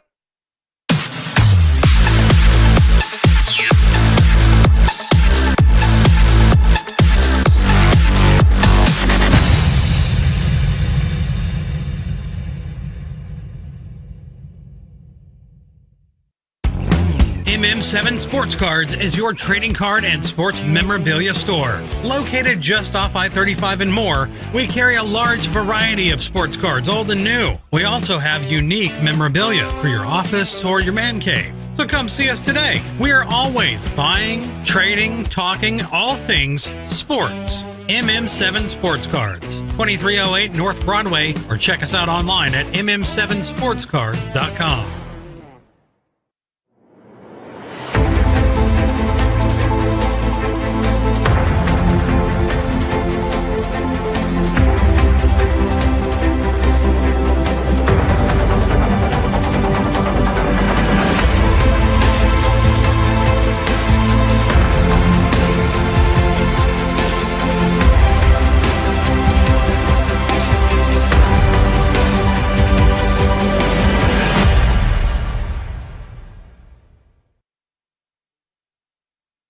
We're back with you here on the Oklahoma Sports Network where the Carl Albert Titans have taken the timeout, trying to force this to get to 4th down. It's 3rd down and 11 right now. The ball is at the 12-yard line. Trochty's in at quarterback. Got men moving all around. 1 minute and 19 seconds left. 2 men in the backfield with Trochty. One of those is Watson. This time he's going to hand off to him. He's going to go around the right side. He's going to get tripped up there, and he's caught there by Kentrell Bazell. Finally, who pushes him out of bounds along with, looks like Caleb Zangari. The clock keeps ticking. And the clock's kicking down to 1:04. It's going to be 4th down. He picks up 3 on that. It's going to be 4th down. Carl Albert takes a timeout here with 1:03 left to force the punt and hopefully get another ball to Lamarion Curry. So it's now 4th down at the 20-yard line. It's going to be 4th down and 8. And I apologize that we did not go to a break right there when they immediately went to the timeout, but we're going to have to stay with you here because we don't have anything that works that quickly. So this is just kind of the chess match that's going on here with Coach Corley. Yep. And a minute and 3 seconds left, 4th down and 8. They call that timeout because they're going to force them to punt the ball. And actually, the best thing we've had tonight is a punt. Yeah, it was a great use of the 2 timeouts. Lawton Knight got the ball with 2:07 left, and now they have 1:03 left remaining here in the second quarter, and no timeouts remaining for Carl Albert. So, get Lamarion Curry back there, get some lead blockers. Let's have another house call. Here we go. The ball's at the 20-yard line, and both teams are coming out. Lamarion Curry is deep for the Titans. He's going to be standing about his own 45 is the way this thing's been looking. Yeah, because the ball has not been sailing for this young man who is the punter there for the Eagles. He's going to be standing at his own 49-yard line. That's Lamarion Curry. And the ball is snapped. And the kick is off, and it's still just a wobbly kick. This one's going to move away, though, and the ball is going to be down there right at the 45-yard line, where Carl Albert will take over 1st and 10 at the 45 with 54 seconds left. I don't think Carl Albert has a playbook made for only 50 yards. No. They just can't find a rhythm, and every single possession they've had, they've started on their own, inside their own 50. Yeah, they have. They've been in plus territory, all 4 or 5 times they've had the ball? Yes, 1, 2, 3, 4 times. Yes, they've been in plus territory every time. So this time we've got Javion Hunt in the backfield, 3 men to the top of your screen, 1 man to the bottom. Ben Harris in at quarterback. Ben's going to take the ball, hand it off there to Hunt. Hunt's going to move around the right side. He's got plenty of room down to the 45, 30, 25, 20, 15, 10, 5. Oh, and he gets drugged down there about the 4-yard line. Great run there around the right side. 43 seconds left to go from the 45 down to the 4. 41 yards picked up on the carry by Javion Hunt. And there's something we really haven't seen out of him. It was supposed to be a power O right inside of the right tackle, but Dobson kind of got beat, had to turn it around. He jumps outside and makes it a sweep, really, and bounces it out to the outside and runs up all the way inside the 5-yard line for. Here we are with the Trojan horse. Javion Hunt takes the ball in for the touchdown. Touchdown, Carl Albert Titans. There is the Carl Albert offense that we know and love. There we go. So that brings the score. Carl Albert 16 and the Lawton Eisenhower Eagles 0. There's your 2 plays, 34 seconds. Yeah. And 45 yards. Dak Swanner is in as the long snapper. Houston Russell is the holder. Jacob Eddy with the kick. The kick is up, and it is good. And that brings the score. Carl Albert 17 and the Eisenhower Eagles 0. We'll be right back with you with 20 seconds left here in the half on the Oklahoma Sports Network.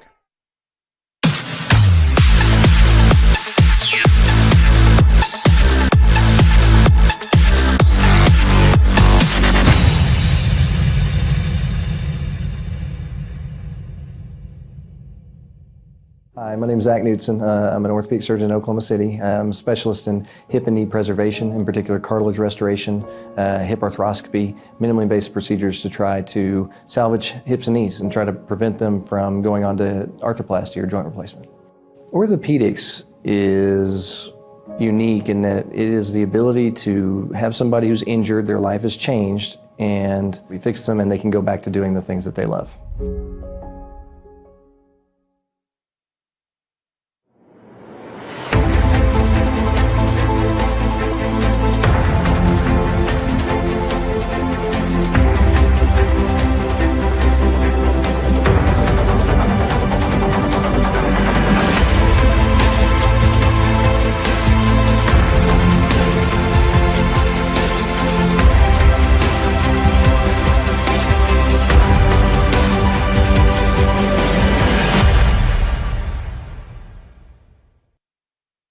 We're back with you here on the Oklahoma Sports Network, where the Carl Albert Titans have gone on top now 17-0 here in the first half. There are 20 seconds left before halftime. Jacob Eddy is getting ready to kick off, and he's going to be kicking off back there to Lawton Eisenhower's. That's number 7, Corey McClellan, back deep. And so they call for the kick, and here comes Jacob Eddy with the kickoff. The last one went just a little bit shallow into the wind. This one he's going to kick up, and he kicks it down to the 10-yard line. That's man takes a break across the right side. He gets drugged down there. That was Corey McClellan, again, the man that was back deep for the Eisenhower Eagles, and he is going to be tackled there by number 17, Xavier Thomas, who comes in there and plays on special teams. And so the ball is going to be placed at the 30-yard line. Actually, they're going to drop it back to the 29-yard line. And there are 14 seconds left on the play clock. Carl Albert has no timeout, so there's no reason to worry about trying to drop them back again. So Trochty is going to be coming in at quarterback. I think your real only threat here is Trevon Walton. Walton is in the I formation. Got 3 deep, We're just playing man 3. All right, 3 to the top and 1 to the bottom. It's going to be a handoff there to Walton. Walton goes right across the middle. He's crossing. He's across the 40-yard line up at the 45. He gets pushed out of bounds there about the 49-yard line. The line judge is going to give him an extra yard and make it the 50. And that's a first down. 9 seconds left, and so this should be the last play of the first half. Walton is a speedy runner. He's got those fast feet. Absolutely. He's not taking big, long strides. He's taking those strides that you got to really pay attention to. Tashawn James, Kobe Cruz, deep. Everybody's kind of deep. Going to hand off to Walton again. Walton gets free across the 40, or across the 45 down to about the 40. 2-1. Nope, they actually got a timeout there with about 2 seconds left to go. The ball goes from the 50, and they're going to place the ball. Where they place the ball is whether it's a first down or not. They're going to place the ball there at the 41-yard line, so it's going to bring up second down and 1, which really doesn't mean anything. We've got one play. And for 1 second on the scoreboard here. Yep. Well, they put 10 seconds up there, but we know that's not right because there was 9 seconds before the play ever started. Yeah. So here we go. Now we've got 1 second up there on the scoreboard. He just kind of fat-fingered it when he was putting it in. Got him a 1 and an O instead of an O and a 1.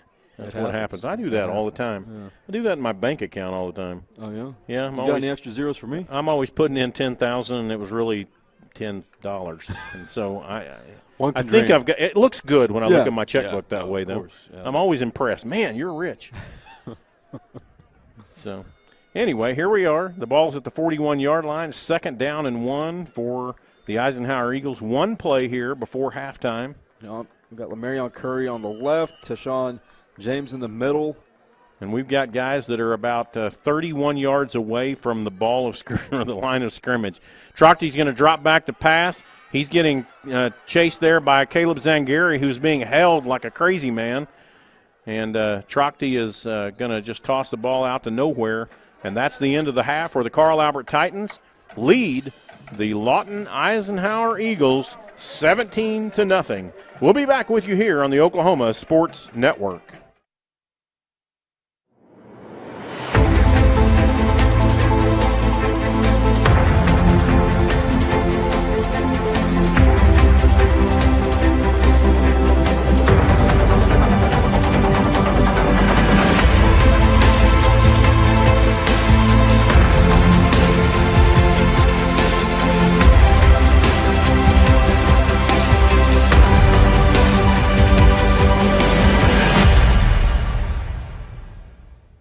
Can't wait to see this place. All right, I got this app. Would you like to tour the house? Yes? Please. Would you like to tour the house? We're here, dude.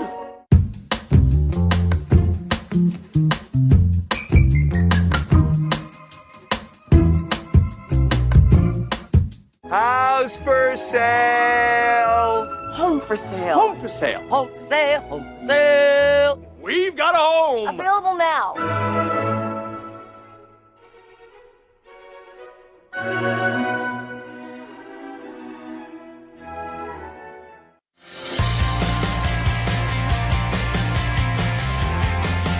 I'm starting. Moving in. All right, everybody get in real quick. You just hold it like this, and you don't need the flash. Learning with VR. Finals, baby. You know I got this. I got an A. Nailed it. We did it! Rose State College. Going somewhere starts here. It's a calling that's kept us free. It's a place to belong. What's the calling? It's doing a job that makes a difference. Serving your community and your country.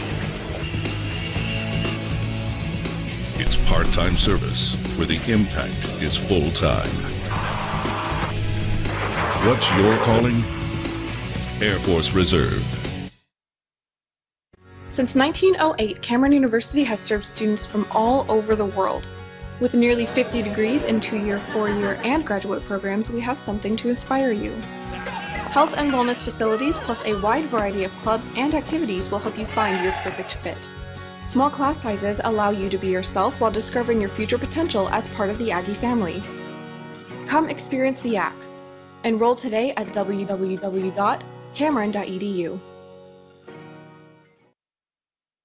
At Eskridge Honda, we go the Eskridge Mile for our customers. Save big during the Honda clearance and get a 2020 Honda CR-V LX for just $199 per month. That's going the Eskridge Mile. Online at eskridgehonda.com. Fallout Sports is your leader in team sports, specializing in outfitting the entire team with screen printing, embroidery, team sports uniforms using dye sublimation from start to finish. They are truly your one-stop shop. With over 13 years of experience, you can trust the job will be done right, with all work done in-house. Fallout Sports, 534 North Penn, phone 405-701-5933.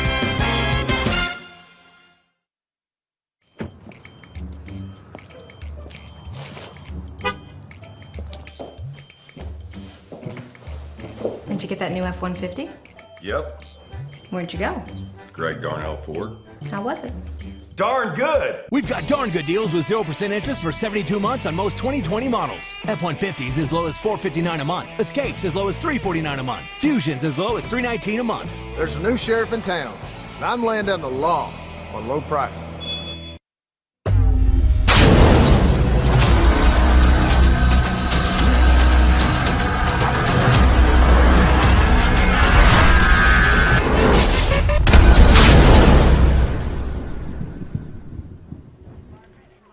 Welcome back to Oklahoma Sports Network, where the Carl Albert Titans lead the Lawton Ike Eagles 17-0 at the half. And Braden Conover here with you, going through the scores around the state. We're going to begin in Class 5A, where Altus travels to El Reno. El Reno taking care of business in this one, 48-0 at the half. Durant at Coweta.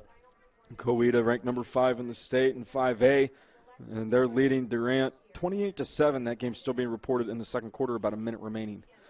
Ardmore playing host to Lawton Mac. Ardmore leads that one 14-7. That game still being reported in the first quarter. Sapulpa at Glenpool. Sapulpa leads that one 14-9 in the second quarter. Jones playing host to Guthrie, a 4A 5A matchup here, as Jones currently leads the Guthrie Blue Jays 20-13 in the second. Piedmont at Woodward, and the Wildcats lead this one 21-7 over the Boomers in the second quarter. Tulsa Edison Prep at East Central. East Central up 14-0. That game's in the second. Number 3 ranked Collinsville playing host to Tahlequah tonight, and Collinsville leads that one 28-7. That game's still in the second quarter. Bishop McGuinness, the long trek to Guyman, Oklahoma, and Bishop McGuinness taking care of business tonight, 34-0. In the beginning of the second quarter. So much scoring that they're a whole quarter behind. Pryor at Claremore. Claremore leads that one 14-6 at the half. Bishop Kelly at Shawnee. Bishop Kelly, a probably opposite opponent on the other side of the bracket for Carl Albert, possibly the two highest seeds in 5A coming up. Bishop Kelly leads 21-0 at Shawnee. Southeast travels to Duncan. Duncan leads that one 21-2. We have a safety alert here in Duncan, Oklahoma, as Southeast put 2 on the board against the Demons, but the Demons lead 21-2 in the second. McAllister at Will Rogers. McAllister leads that one 27-0, and that is going to do it for 5A. Let's go to 6A2 now, where the Bombers and the Eagles are playing this week, and we're going to start at the top with Sand Springs at Putnam City West. Sand Springs leads that one 37-0. That game's in the second quarter. The Fighting Eddie Radoseviches of Putnam City North trail Stillwater on the road. 21-0. The Pioneers lead that one in the second quarter. Lawton at Del City. Del City, coming off a rough year. They just haven't gotten any momentum so far this year. But they're up at the half, 14-7 against the Lawton Wolverines. Choctaw playing host to Bartlesville tonight. Choctaw leads that one 28-7 with 7 minutes remaining in the second quarter. Deer Creek at U.S. Grant. Deer Creek leads that one 16-0 in the second. And we have one score from last night. You might have saw it on ESPN. Bigsby playing host to Booker T. Washington. Braylon Presley night in Bixby, Oklahoma, as the Spartans take care of business and then some, 70-21 over the Hornets. We're going to move on down to 4A now and get a look at these games down here as John Marshall at Tecumseh. John Marshall leads that one 22-14 in the second. Elk City at Newcastle. Newcastle taking the lead in that one, 28-7. That's a game you can see on our sister station, the Newcastle Racers, and you can hear Josh Calloway on the call there as they are still in the second quarter, and they lead 28-7 over Elk City. Wagner at Skiatook. Wagner, the number 1 seed in 4A, according to Squirtle, and Wagner taking care of business 28-7 at the half. Clinton at Bethany. Clinton leads that one 6-3 in a barn burner offensive powerhouse game at the half. 6-3 over Bethany. Grove playing host to Miami, and Grove taking care of business 14-7 at the half. Hilldale playing host to Fort Gibson in another offensive juggernaut powerhouse type game. Hilldale leads that one 9-7 with after one. They have yet to start the second quarter yet. Weatherford playing host to Cache. Weatherford leading that one 21-7 in the second. And we have a couple of scores, a couple of shutouts actually, as Bristow playing host to Oologah, and Oologah trails that one 16-0. The Bristow Pirates lead that one at the half. And Muldrow playing host to Tulsa McLean. McLean trails that one 20-0. Muldrow leads at the half. And probably the game of the week in 4A, a game you can also find on the Oklahoma Sports Network. Tuttle at Blanchard, arguably the two top teams in 4A football this year. And both teams pitching shutouts, 0-0, as the defenses are getting it done in Blanchard, Oklahoma. So we're going to take a quick break, as that was your trip around the state. And when we get back, we're going to break down what happened to Carl Albert's offense in the first half. So you're listening to the Oklahoma Sports Network.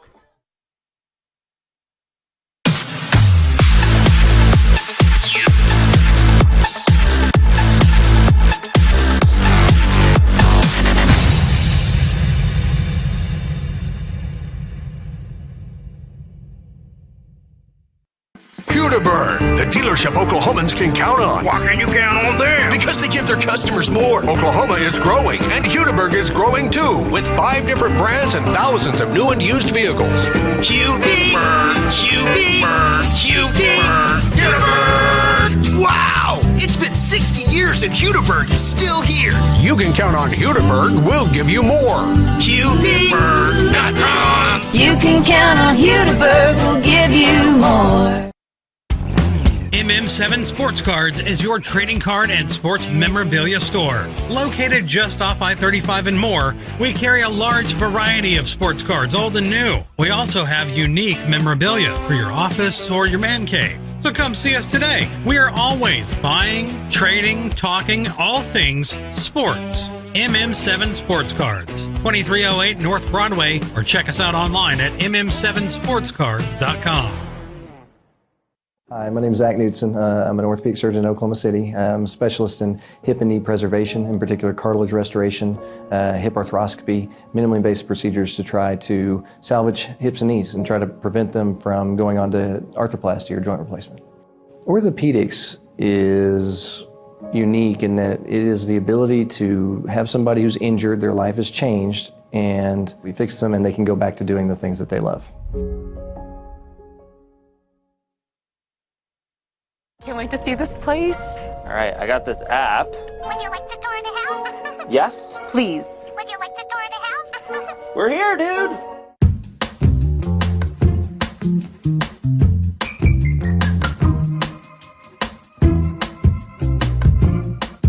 House for sale. Home for sale. Home for sale. Home for sale. Home for sale. We've got a home. Available now.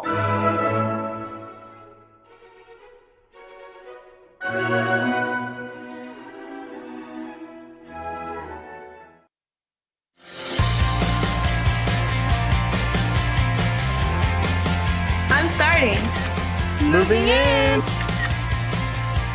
All right, everybody get in real quick. You just hold it like this, and you don't need the flash. Learning with VR. Finals, baby! You know I got this! I got an A. Nailed it. We did it! Rose State College. Going somewhere starts here. It's a calling that's kept us free. It's a place to belong. What's the calling?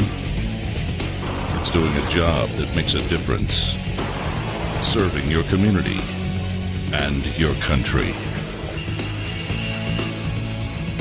It's part-time service where the impact is full-time. What's your calling?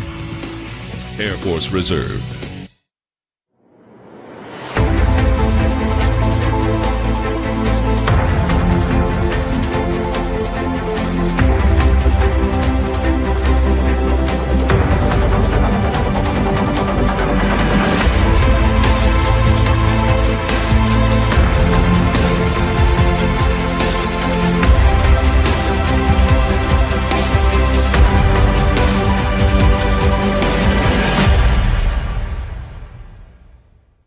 We're back with you here on the Oklahoma Sports Network, where we have about 10 minutes to go before the second half kickoff. Your scoring recap is brought to you by Fallout Sports, Oklahoma's only in-house, fully customizable team uniform supplier. Sublimation is our specialty. 405-701-5933. Well, Braden, we started out the game, and we kind of thought that this was going to be a little bit of a walk, and the Lawton Eisenhower Eagles actually came up and stepped up and kind of did their job on defense. Well, you said it was going to be a little bit of a walk. I think it is a walk because, frankly, Carl Albert just is walking through the place. Yeah, they are. At least kind offensively. of sleepwalking at this point. At least offensively. Defensively, they're doing a great job. Obviously, they're pitching a shutout right now, 17-0. But offensively, they just look off. I don't know how to explain it other than that. They look like they're getting their calls mixed up, like there's a runner on second base and they're playing the Houston Astros. Right. Well, I can tell you that after having done a little bit of the work here, we've got 133 yards of offense in the first half. And had you told me, Wednesday or Thursday, well, Carl Albert's going to get held to 133 yards in the first half against Lawton Ike, and I would have said no, not that's not the team we're used to seeing. But 189 total yards in the first half, and that includes a 56-yard punt return by Lamarion Curry. Carl Albert came out and started in the plus territory at their own 46 or at the Eisenhower 46-yard line, drove the ball down to the 8, and it took Jacob Eddy a 25-yard field goal to score, and Carl Albert went on top 3-0. The Lawton Eisenhower only has 80 yards total offense in the first half, and a lot of that, quite honestly, came on the last garbage. Yeah, it came on the last plays because there was about 40 yards of that was taken up there on the very last drive, which was three plays, and Carl Albert, quite honestly, was playing back about 30 yards off the ball, and so it's just been a sloppy offensive game on both sides of the ball. Lawton Eisenhower had the ball 3 and out. Then they went 4 and out. Then they took the ball and went 3 and out. This time they punted to one Lamarion Curry, and our own Braden Conover had the call previous to that when they punted the very first time or the second time and said, had Lamarion just cut it to the outside? Well, he took it this time, and he cut it to the outside across the right side and down the sideline there for 56 yards, taking it to the house, bringing our score 10-0. Then Lawton Eisenhower had the ball again, 3 and out, and they punted one more time. And this time it was Javion Hunt who took the ball and really both plays was 45 yards all the way in, but he took it 41 yards and then 4 yards, and that brings our score, Carl Albert 17 and the Lawton Eisenhower Eagles 0. And so it's been kind of a big play thing that has happened. It's just been kind of a sloppy offensive game and rhythm. You talked about it a little bit in the middle. It looked like that Harris. It looked like Ben Harris really wanted to get some momentum going and get some rhythm going, and it looked like they were just kind of pulling back on the reins on him a little bit. They were. I don't know what the motive is behind that. You would think that Carl Albert wants to run their offense the way they want to, which I guess they are. I mean, they're being methodical tonight, but it's not what we're used to seeing of these, minute 30 scoring drives. Right. Especially with such a short field. And crisp and snap, and here we go. You're going tempo, and you're getting 3 snaps off within, 45 real-life seconds. Right. Not just game seconds. But, yeah, it just seems like Ben Harris, at least the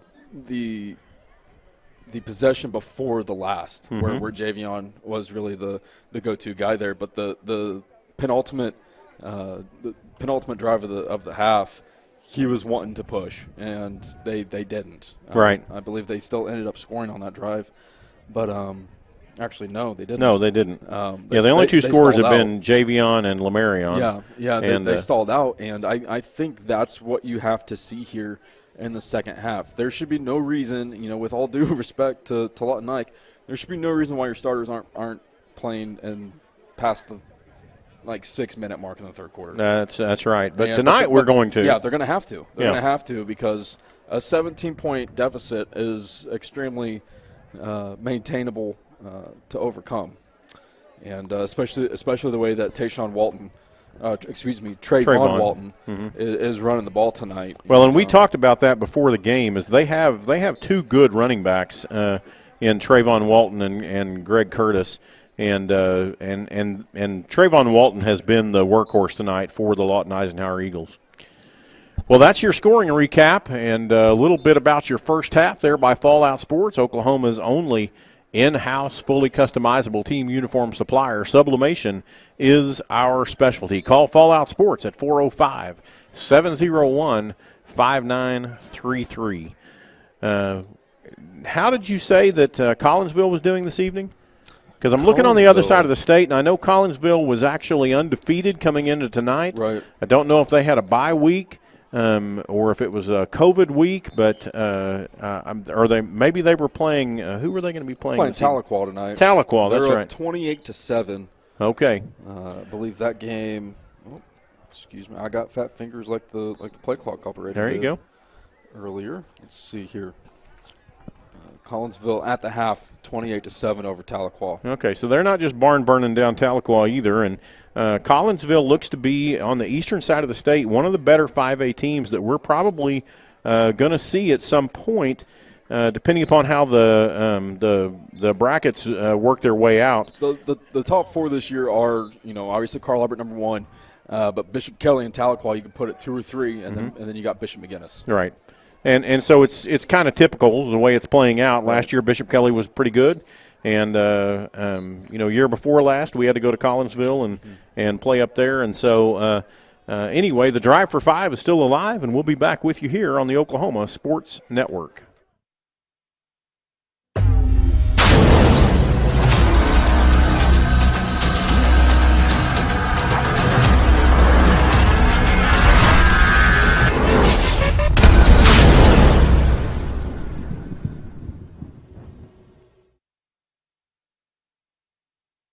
Since 1908, Cameron University has served students from all over the world.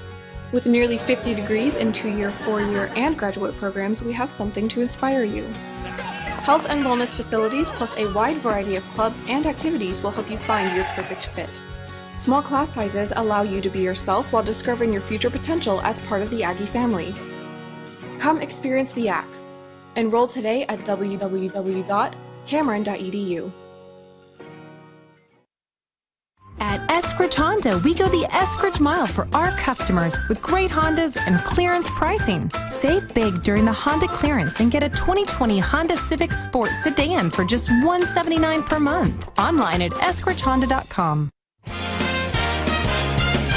Fallout Sports is your leader in team sports, specializing in outfitting the entire team with screen printing, embroidery, team sports uniforms using dye sublimation from start to finish. They are truly your one-stop shop. With over 13 years of experience, you can trust the job will be done right, with all work done in-house. Fallout Sports, 534 North Penn, phone 405-701-5933. Come on, girl. It's a good truck. Come on, girl. You can do it. I told you we need a new truck. Come on. You can do it. She's a workhorse. Come on. You know, there's a better way to do that. At Greg Darnell Ford, F-150s are up to $12,000 off. And with the Ford Promise, you can buy or lease an eligible Ford vehicle. And if you face financial hardship due to a loss of employment, you can return it within 1 year of purchase. See you soon at Greg Darnell Ford. Darn good deals, darn good service. It's about darn time.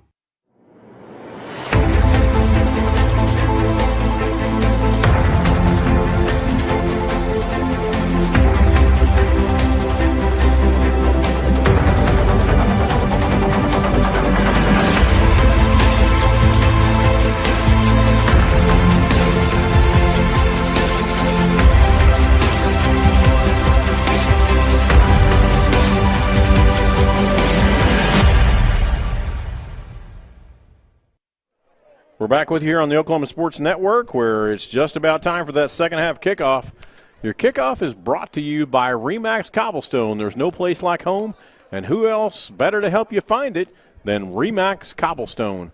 Remember the final score on Oklahoma Sports Network Facebook. Get all the scores from around the area and nominate a player for Player of the Week, and then go and vote on the Oklahoma Sports Network Facebook page. The Oklahoma Sports Network has done a great job at getting out there in Facebook world and creating all kinds of pages for fan pages, a Titan fan page, and fan pages for all the other high schools. And quite honestly, it's filling up my feed with all kinds of things. But I'm very grateful for that. I enjoy seeing what's going on. Very grateful for that, especially this week. Yeah. So get out there on Final Score and see the Oklahoma Sports Network Facebook page. Get all the scores and highlights from around the area. Lamarion Curry, who ran the punt return back for the touchdown, is going to be back deep for the Carl Albert Titans. You know, I would actually be watching for the onside here. You think? I would. Okay. I would. Well, that's what I'll do then. Lawton is the Lubbock of Oklahoma. All right. Let's get weird in this second half. All right. They're waving their hands like something's exciting about to happen. Well, they're Eagles. They got to flap their wings. Oh, that's right.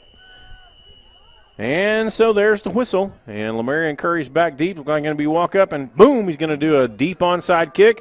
It's going to go there to, looks like Xavier Thomas. Xavier's going to get up, and he's going to throw his body in there at about the 33-yard line where he's going to be downed. That was he didn't even try to miss that guy. He just went straight ahead. Body craves contact, man. You just want to get in there and hit somebody. That was a long halftime break. 11 minutes and 57 seconds left here in the third quarter. Your third quarter sponsor is Nikki Hubbs of Prestige Real Estate. Nikki is your key to home buying and selling. Javion Hunt's in the backfield. 3 men at the top of your screen, 1 man at the bottom. Ben Harris in at quarterback.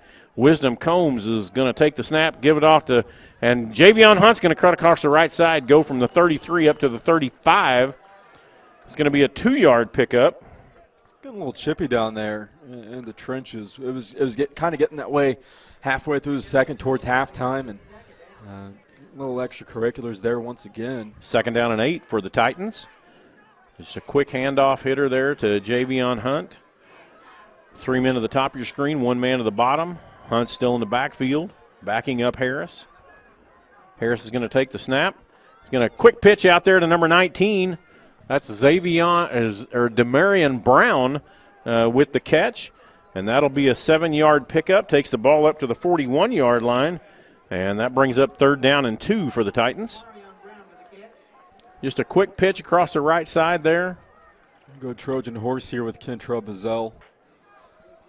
Got the jumbo package coming in. Caleb Zagarian near side tight end. Charles Fleming the far side tight end. You got 2 up backs. Kentrell Bazell takes the snap. Bazell takes the snap. He's going to get the first down. He gets a few more. He's going to push his way up. That time he goes from the 41-yard line all the way up to the 48-yard line. He needed 2. He got 7. That's a first down for the Carl Albert Titans. That's what you want to see. You know, just keep moving those chains forward. But at the same time, there's no urgency in this offense. It doesn't seem like it. It's very weird to watch. You know, we've been seeing it all season. And going to go with the empty backfield this time. 3 men at the top of your screen, 2 men at the bottom. That's Javion Hunt at the very bottom of your screen. Man in motion from right to left. Harris is going to drop back. He's going to drop one deep, deep, deep. Oh, and that was almost caught down there. That was good defense and just went up and tried to high point the ball. And KJ Love in coverage there. That ball was intended for number 13, Tashawn James, and he was just unable to come down with that ball. So it's second down and 10. The ball's still at the 47-yard line. It's actually the 48-yard line. I put that wrong on my paper here. Nice little shot down the field. Just haven't connected on anything more than like 10, 15 yards downfield for Ben Harris tonight. One man to the top, two men to the bottom. Harris is going to take the ball. He's going to pitch out there. Got a man wide open, number 13. He's across the 45 down to about the 40-yard line. That was Tashawn James with the reception there.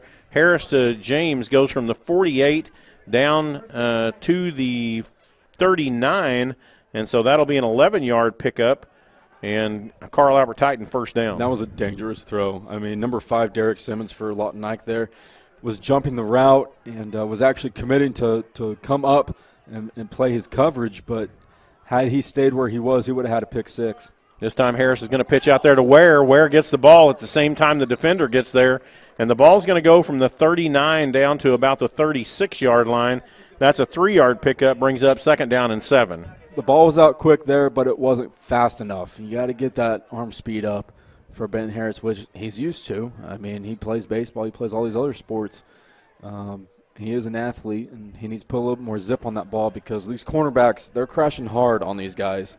And wouldn't be surprised if we see a double move soon. Javion Hunt's in the backfield backing up Harris. Harris is going to take the ball. Hands off to Hunt. Hunt's going to move around the right side.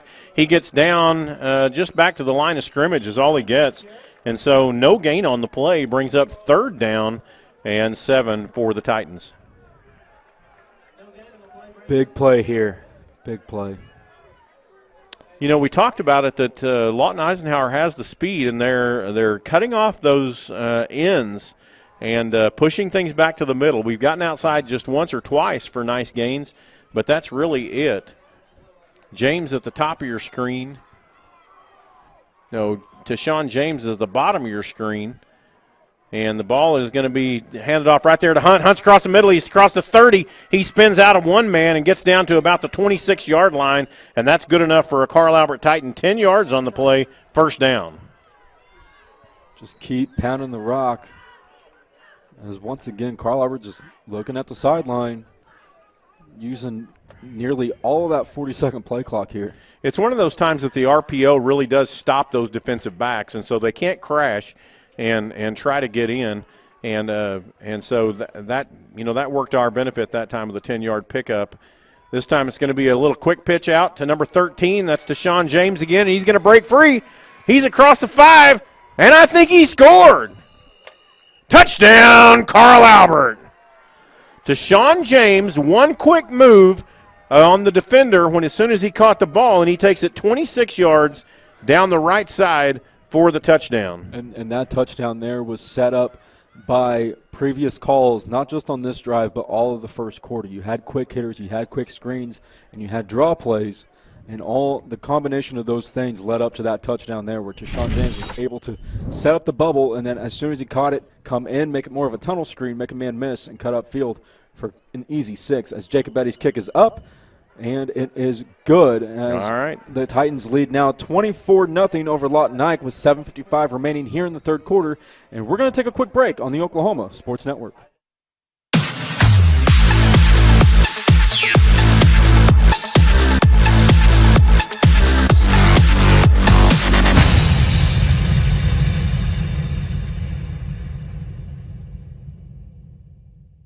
Hudaburn, the dealership Oklahomans can count on. Why can you count on them? Because they give their customers more. Oklahoma is growing, and Hudaburn is growing too, with 5 different brands and thousands of new and used vehicles.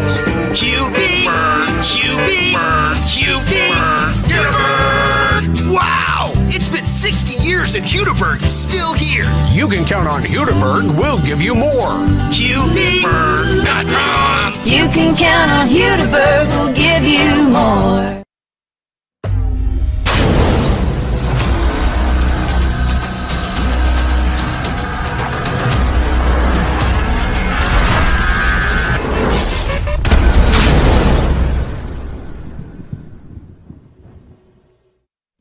We're back with you here on the Oklahoma Sports Network. Your scoring recap is brought to you by Fallout Sports, Oklahoma's only in-house, fully customizable team uniform supplier. Sublimation is our specialty. Call Fallout Sports at 405-701-5933. That was a 4-minute and 2-second drive, and it actually went 67 yards and took up 9 plays, capped off there by a 26-yard pitch and catch from Ben Harris to Tashawn James, who made a great move and took that in.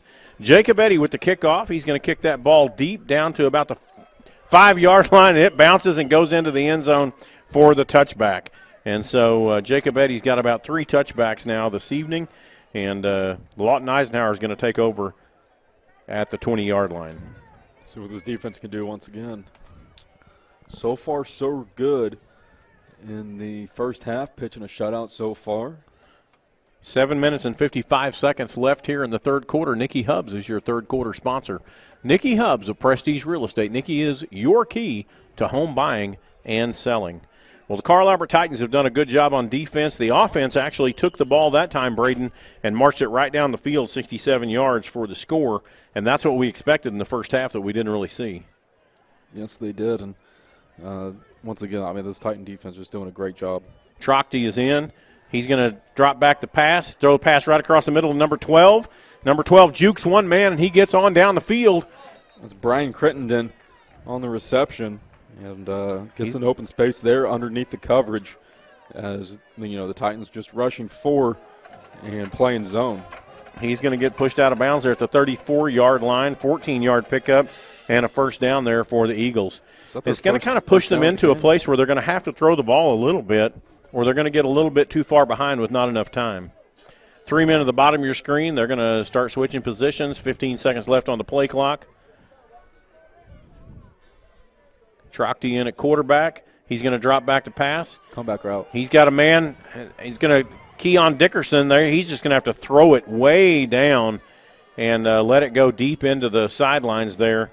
And that's going to bring up second down. The ball still at the 34-yard line. Lawton Ike has been holding all night long. Well, they held Keon that time. They held Keon. They were holding Caleb's and Gary a lot in the first half. There should be a lot more quarterback pressures in this game, but they're not. They're letting them play down the trenches. 1 man at the top of your screen, 3 men at the bottom. Trochty is in at quarterback, backed up there by Walton.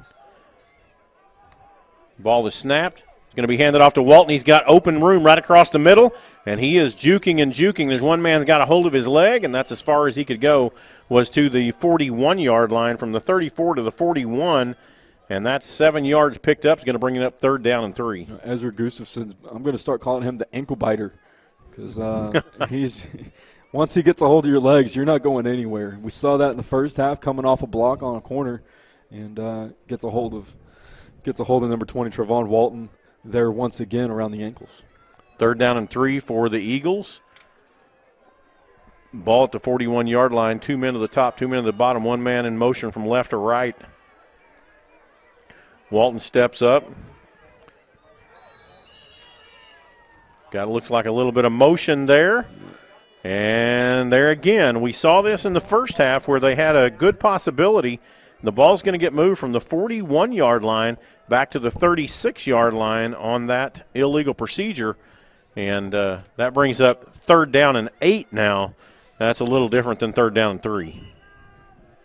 Yeah, we saw that in the first half. It was actually on a 4th down play. Yep. Which forced them to punt and kind of killed the road momentum there in the first half. But once again, a big-time 5-yard penalty here.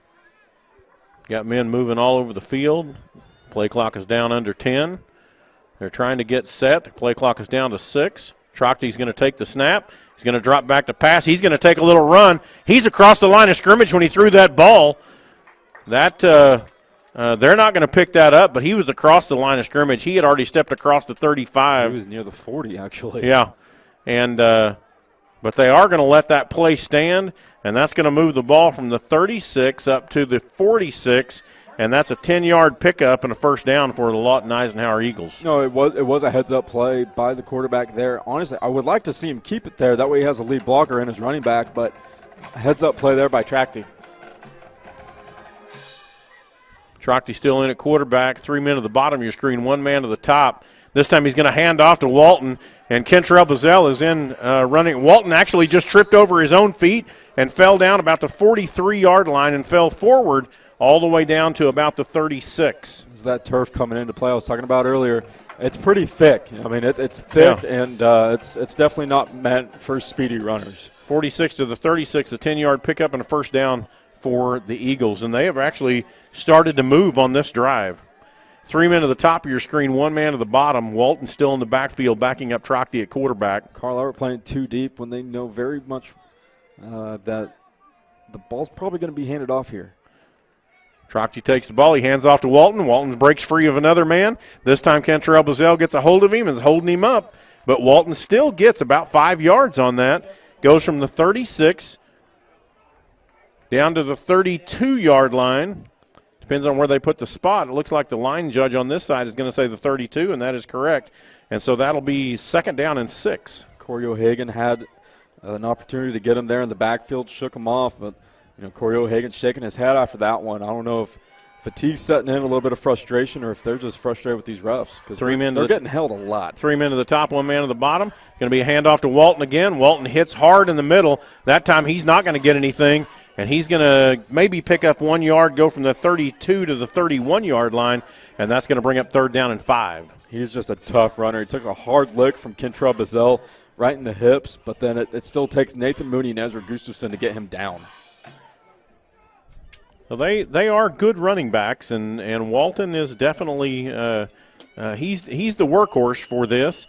Looks like we're going to have a timeout on the referee, and it looks like there is possibly an injured player, but he is walking off under his own power, and so we're going to stay right here with you. It's just a momentary timeout. 4 minutes and 35 seconds left here in the third quarter. Your third quarter sponsor is Nikki Hubbs of Prestige Real Estate. Nikki is your key to home buying and selling. Trochty this time. Carl Albert's bringing up those safeties. They did. They moved them up that time. Walton is in the backfield. Trochty is going to take the ball. He's going to drop back to pass this time. He's going to throw a little bit deep. It looks like their men got hooked up on each other, and both of them fell down. Well, Nike really wanting pass interference, but that might be a 30-yard penalty on both of them. Yeah, if they call them both. They call them both on themselves. So now it's 4th down and 5. The ball is still at the 31-yard line. But great play recognition by Trochty there. I don't know if it was a design call or what, but Carl Albert brings up their safeties. Right. They stack the box. Immediately try to go over the top. Try to go over the top. Yep. 3 men to the top of your screen, 1 man to the bottom. Walton still in as the running back, moving to the right. And this motion is kind of playing a role here. It is. We've been saying it hasn't really been doing much, but having to pick up assignments when you're switching to man and zone. The ball is free. It's down on the carpet. He was down. His knee was down, so he is down all the way back at the 36-yard line, and that will be a turnover on downs with a 5-yard loss. And so Carl Albert. Caleb Zingari really slow to get up there. Looked like he may have took a late hit or maybe a shot to the eye, something like that. But he's jogging off under his own power. Good sign to see as Ben Harris comes out to take command of the offense here with about, can you do the math? 4 minutes and 10 seconds left here in the third quarter. There we go. The ball is at the 36-yard line. Carl Albert has turned the ball over now on downs. Javion Hunt is in the backfield backing up Harris. Got 3 men at the top of your screen, 1 man to the bottom. Harris is going to take the snap. This time he hands off to Hunt. Hunt's going to move across the middle. He's across the 40, across the 50. He's down to the 45. He cuts back out to the outside. He gets to the 35, sidesteps 1 man, and gets down to the 31-yard line before he is tackled. So from the 36 on one end to the 31 on the other end, Javion Hunt's having a great night. Absolutely he is, and what you see there in that secondary, he's got those guys on skates. I mean, he does. They're trying to skate as fast as they can backwards, and he's just turning, stutter stepping, and doing all sorts of things, doing his magic to pick up as many yards as he can and light a fire under this Carl Albert offense. He picked up about 35 yards on that run. Javion Hunt still in the backfield, 3 men to the top, 1 man to the bottom. Harris takes the ball. He's going to drop back. He eludes 1 man. He cuts up field. Harris gets across the 30, gets hit hard at the 27-yard line. I don't know what he did not like about having Kobe Cruz in the flat. I don't know if he was seeing ghosts or what. But Kobe Cruz was wide open on the bubble on the end around there, and he tucked it, and he did. And he paid for it. He 4 paid for it well. 4 yards picked up on the play brings up 2nd down and 6. And he did. You know, when you get hit right in the chest like that, that hurts. And you don't go any more forward. Yeah, you might not feel it now, but you're going to feel it when you wake up in the morning. 3 men to the top of your screen, 1 man to the bottom. Javion Hunt's in the backfield. Harris is going to pitch it out there. That's going to go out to Kobe Cruz. Kobe's going to revert backwards, trying to look for some space, and actually is going to lose yardage, I believe, on that play. You know, I hate to be nitpicky about Ben Harris, but that ball has to be faster. Yep. I mean, I don't know if his elbow hurts, shoulder hurts, or what. Like, you know, you are getting to the late part of the season where attrition does start take into effect, but there was just no zip on his ball tonight. 3rd down and 8 now for the Titans. The ball is at the 29-yard line. And we've got Kentrell Bazell in the backfield. Gavin Haynes split out here to the bottom. Houston Russell and Kobe Cruz. I can't see who's on the top. That ball's going to be handed off there. No, Harris keeps that ball, and he is just going to drag some defenders. He goes from the 29 down to the 24-yard line, so it's just 5 yards that are picked up on the play. And so that's going to leave 4th down and 3. And it looks like they're going to keep the offense on the field with the ball at the 24-yard line. They're going to go into the Trojan horse with Kentrell Bazell this time. Man in motion leaves Bazell completely open in the backfield. Bazell's going to go hard right, and that time he did not pick it up. He's going to pick up about a yard on the play, and that's all. The ball's going to go from the 24 to the 23, and that's a turnover on downs for the Titans. That's something we have yet to see all season is, you know, have those up-backs shift to one side of the line and try to run an off tackle. Right. You know, just run what's gotten you here. That's right. I really just question that call because really the only team all season that's been able to stop the Trojan horse successfully and consistently was Bigsby. Mm-hmm. I mean, if you're just not getting a good push up front against Lawton Ike of all teams, you know, offensive line has to do something. I mean, they're going to get a nice talking to on the sideline if they can't get a push like that. 1 minute and 31 seconds left here in the 3rd quarter. Lawton Ike takes over on downs at their own 23-yard line. 2 men now in the backfield as the running back. Trochty in at quarterback. Trochty takes the ball. He hands off there to Walton, and Walton goes from the 23 up to about the 26-yard line, so that'll be 3 yards picked up, brings up 2nd down and 7.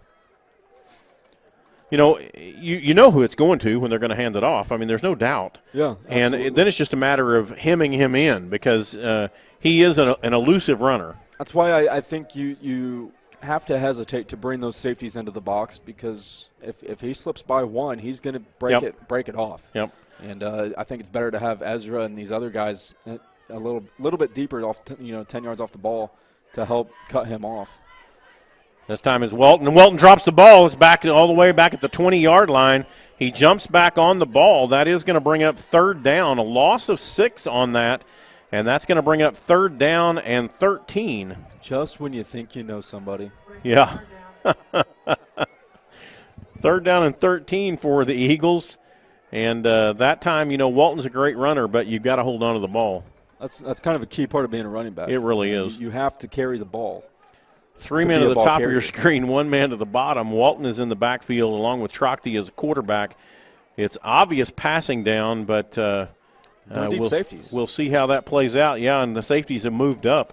So Trochty takes the ball. We've got a hard rush coming in, and they get him. Mooney drops him back at the 9-yard line, and that brings up 4th down and a long ways. And Nathan Mooney credited with the sack, but also Demarion Brown right there who could have just as easily laid the wood.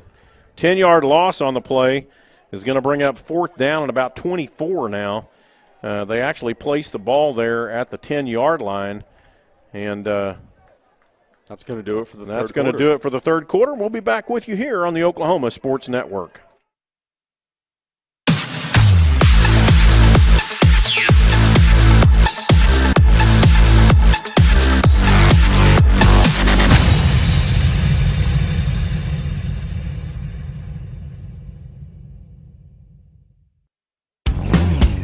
MM7 Sports Cards is your trading card and sports memorabilia store. Located just off I-35 and more, we carry a large variety of sports cards, old and new. We also have unique memorabilia for your office or your man cave. So come see us today. We are always buying, trading, talking, all things sports. MM7 Sports Cards, 2308 North Broadway, or check us out online at mm7sportscards.com.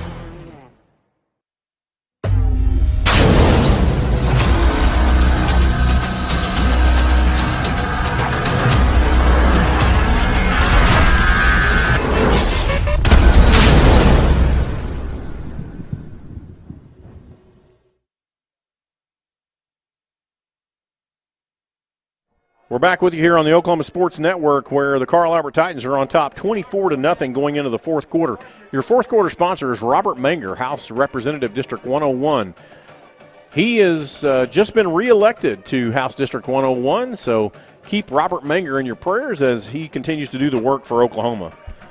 The defense is on the field, and it's punt time. Oh, and it's a shank punt. This is going to be incredible field position. The ball is going to be placed, it looks like, about the 16-yard line. That's where generous. It looks like to me, because it was coming right at us. They're going to place it at the 18, so I was just a little bit off. That's generous. But, yeah, that was very generous.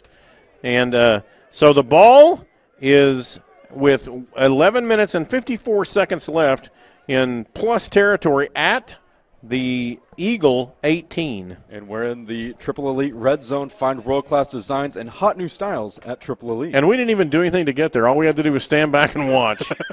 Yeah. Just stand back and let the guy – he has had a rough night punting all night long. But he did punt it out of bounds. I'm sure the coach said punt it out of bounds. So Ben Harris is in at the quarterback position. He's going to hand off there to Javion Hunt. He's going to move back. He's going to pick up about 1 yard, maybe 2 on the play.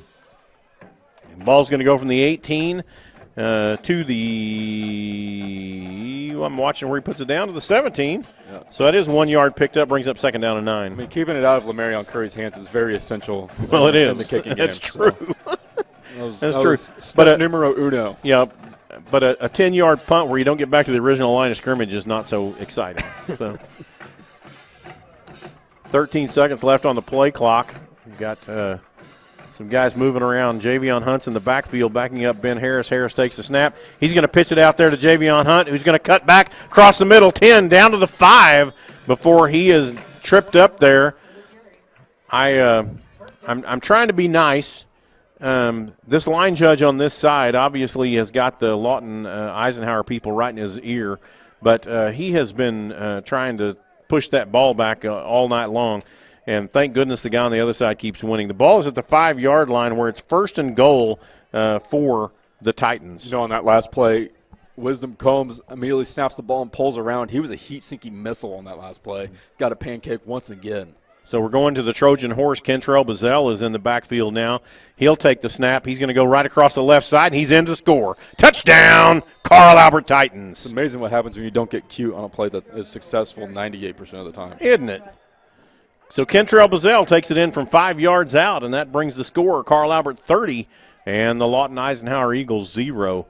We've got our point after try coming up. Dax Swanner's in as the long snapper. Houston Russell the holder.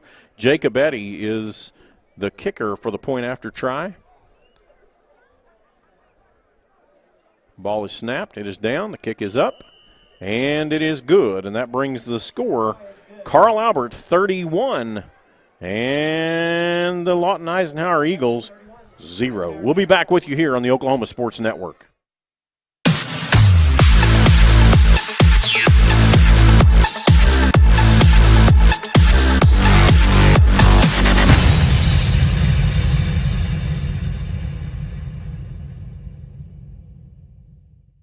Hi, my name is Zach Knudsen. I'm an orthopedic surgeon in Oklahoma City. I'm a specialist in hip and knee preservation, in particular cartilage restoration, hip arthroscopy, minimally invasive procedures to try to salvage hips and knees and try to prevent them from going on to arthroplasty or joint replacement. Orthopedics is unique in that it is the ability to have somebody who's injured, their life has changed, and we fix them and they can go back to doing the things that they love. We're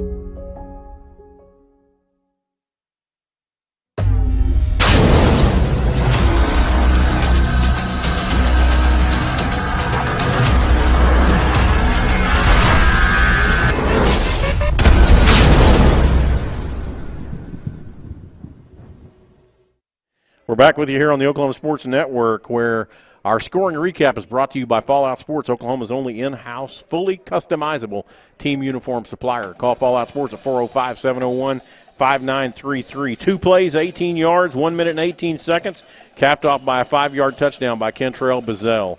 Jacob Eddy is in for the kickoff, and he's going to drive that ball back to the 2-yard line, where it's taken there, across the 10, across the 15, and he cuts back upfield. He's got a little bit of running room, but caught there, and that's by number 21. Jackson Holland. Jackson Holland, who makes the tackle there. And not to be confused with the artist Jackson Pollock. There you go. For all you art folks out there, I know there's plenty of them. Jackson Holland, a good young man who works hard and has got to see quite a bit of playing time this year, and I know he's thankful. The ball is going to be placed at the 28-yard line. Yeah, Jackson Holland does a solid job in the secondary, as he'll actually stay out on the field playing near side corner on this drive. 10 minutes and 29 seconds left here in the game. R.T. Sherman is actually in the slot on the far side. 3 men to the top of your screen, 1 man to the bottom. Walton is still in at the halfback position and Trachty in at quarterback. 10 seconds left on the play clock, and they're moving around. They all just looked at their bracelets, and so 6 seconds, 5 seconds, the ball is snapped. Walton's going to take the snap, but he's going to get hit hard by Caleb Zangari in the backfield at the 25-yard line. If they move it, I do not understand. He didn't have any forward progress. No, and the original touch of him was at the 25. That's where Caleb Zangari took him. But they're going to give him to the 26, which is a 2-yard loss instead of a 3-yard loss. And I guess I shouldn't be upset over that. It's a loss no matter which way you go. It's 2nd down and 12. Yeah, Corey O'Hagan was also right there if Caleb Zangari didn't clean up the job. 2 men to the top, 2 men to the bottom. Walton's in the backfield, 1 man in motion left to right. Now 1 man in motion right to left. They're going to line up. That causes the defense to shift. Trachty takes the ball. He hands off to Walton. Walton's going to cut back field. That time he gets up across the 29 and is taken down there at the 30-yard line. So that's a 3-yard or 4-yard pickup, and that's going to bring up 3rd down and 8. Nathan Mooney with the classic wrap-up tackle, something the Oklahoma Sooners have yet to perfect. You know, that time it was good, though, because what you see is you see some things that we learn when we're playing other teams. One of the things that, we struggled with is to keep that contained. Well, when he cut back, there was a man standing there, so Absolutely. He was containing this offside. 3 men to the top of your screen, 1 man to the bottom. Walton's in the backfield. Trachty drops back to pass. He's going to pass wide out there in the open, and he's got a man at the 46-yard line where he is down right there. So from the 30 to the 46, 16 yards picked up, and 1st and 10 for the Eagles. R.T. Sherman, the man in coverage there. Just playing a little soft, just trying to protect the chains, and, good job by Trachty there. Just taking what the defense gives you. 16 yards picked up on the play, brings up 1st and 10. 2 men to the top, 2 men to the bottom. Walton still in the backfield. 14 seconds left on the play clock, 8 minutes and 30 seconds left in the game.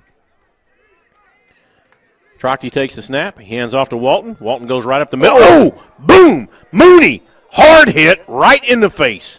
No gain on the play, 2nd down. Making him pay. Wow. What a hit. I promise you that Walton tomorrow morning is going to say, we played football last night, guys. He might not remember. He may not. What a hit there by Nathan Mooney. Clock's going to go under 8 minutes here as this play is started. I'm telling you, man, Nathan Mooney has really just become the leader of this defense. He wasn't a starter last year. No. But he's grown into this role, and he's really just become the quarterback of this defense. 4 seconds left on the play clock. Trachty takes the ball. He's going to drop back to pass. He's got men all over him. There's a man that catches it all the way down there, and they just sling him out of bounds there at about the 42-yard line. Looks like they're going to place the ball at the 43, which is going to be enough for the Eagle 1st down. And that was number 11, Zaire Walton, the brother of Trayvon. on the reception, and honestly could have had 15 more tacked onto that. It looked like it was a unsportsmanlike or unnecessary roughness, on that extra fling on the sideline. The ball's at the 43-yard line where it's first down and 10.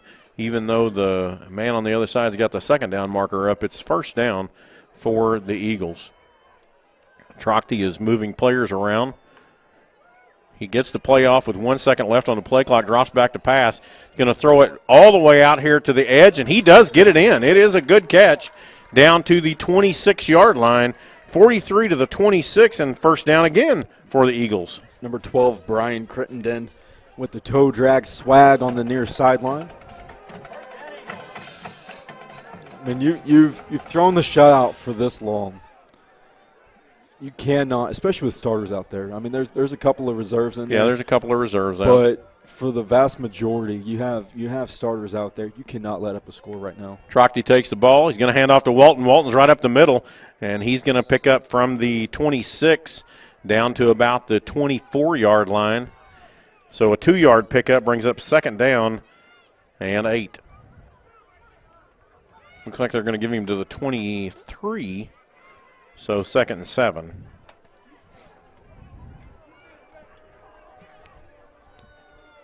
Seven minutes and 10 seconds left in the game. 3 men to the top of your screen, 1 man to the bottom. Trochty still in at quarterback. Men moving around. 1 man goes from right to left. Trochty's directing traffic. 5 seconds left on the play clock. Trochty gets the snap. The ball is down on the ground. Trochty has to fall on it, and that's where it goes. And that'll move the ball from the 23 back to the 27-yard line. That's a 4-yard loss.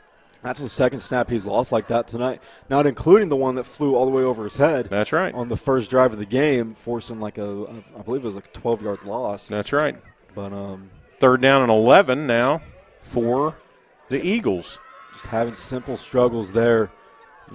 It's just the simple things, and that's what Lawton Ike has to improve on if they want to continue their season and make a dramatic run in the playoffs. 3 men to the top of your screen, wide out. Walton is in the backfield. He's going to get the ball. He's going to get tackled right there in the backfield. That was no gain. Another loss on the play, and that was a run blitz all the way. It's our guy Wisdom Combs. That ball is going to be placed back over the 30-yard line, all the way back to the 33-yard line, and so that's a 6-yard loss on the play, brings up 4th and 17. Wisdom, after getting the TFL, he has to jog off. I'm sure he's begging Coach. He's like, man, come on. This is fun. Yeah.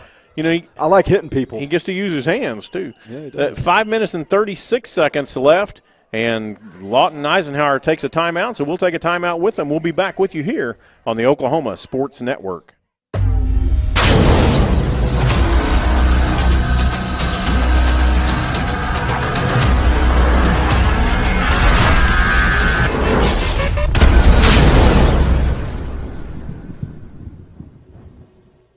Can't wait to see this place. All right, I got this app. Would you like to tour the house? Yes, please. Would you like to tour the house? We're here, dude.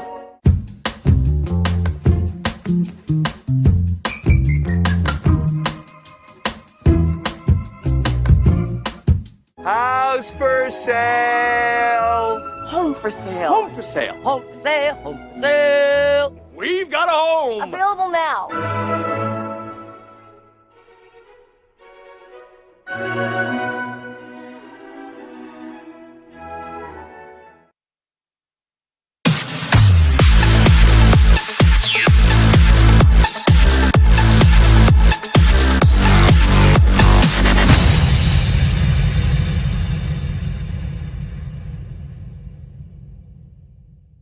We're back with you here on the Oklahoma Sports Network, where tonight the Carl Albert Titans are leading 31-0 with 5 minutes and 36 seconds left. It's 4th down and 17.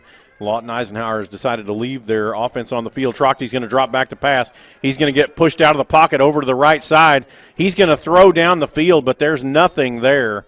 And that will be a turnover on downs for the Eisenhower Eagles.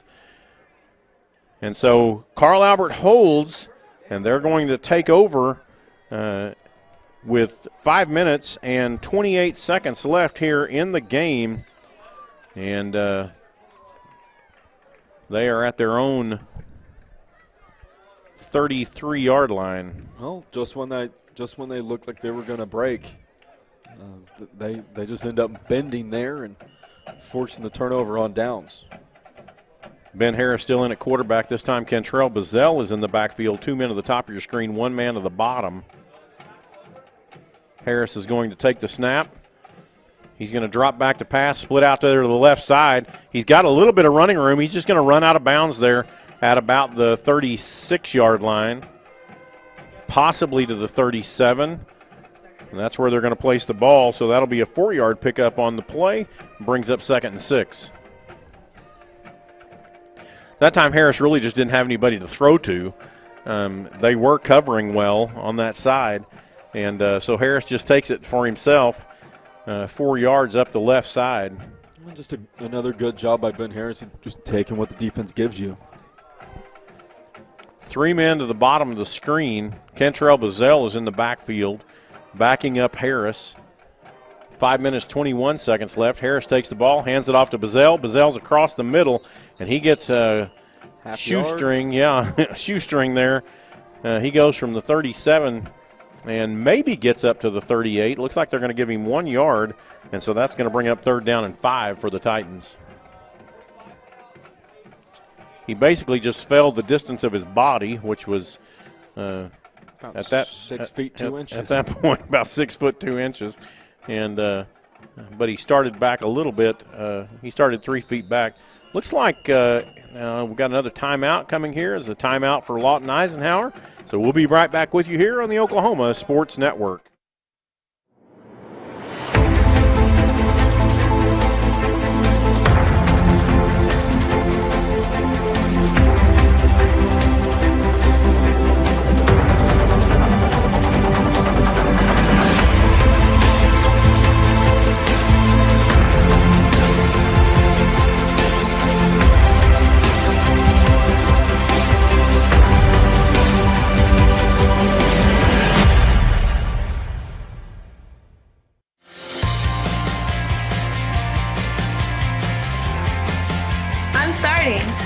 Moving in. All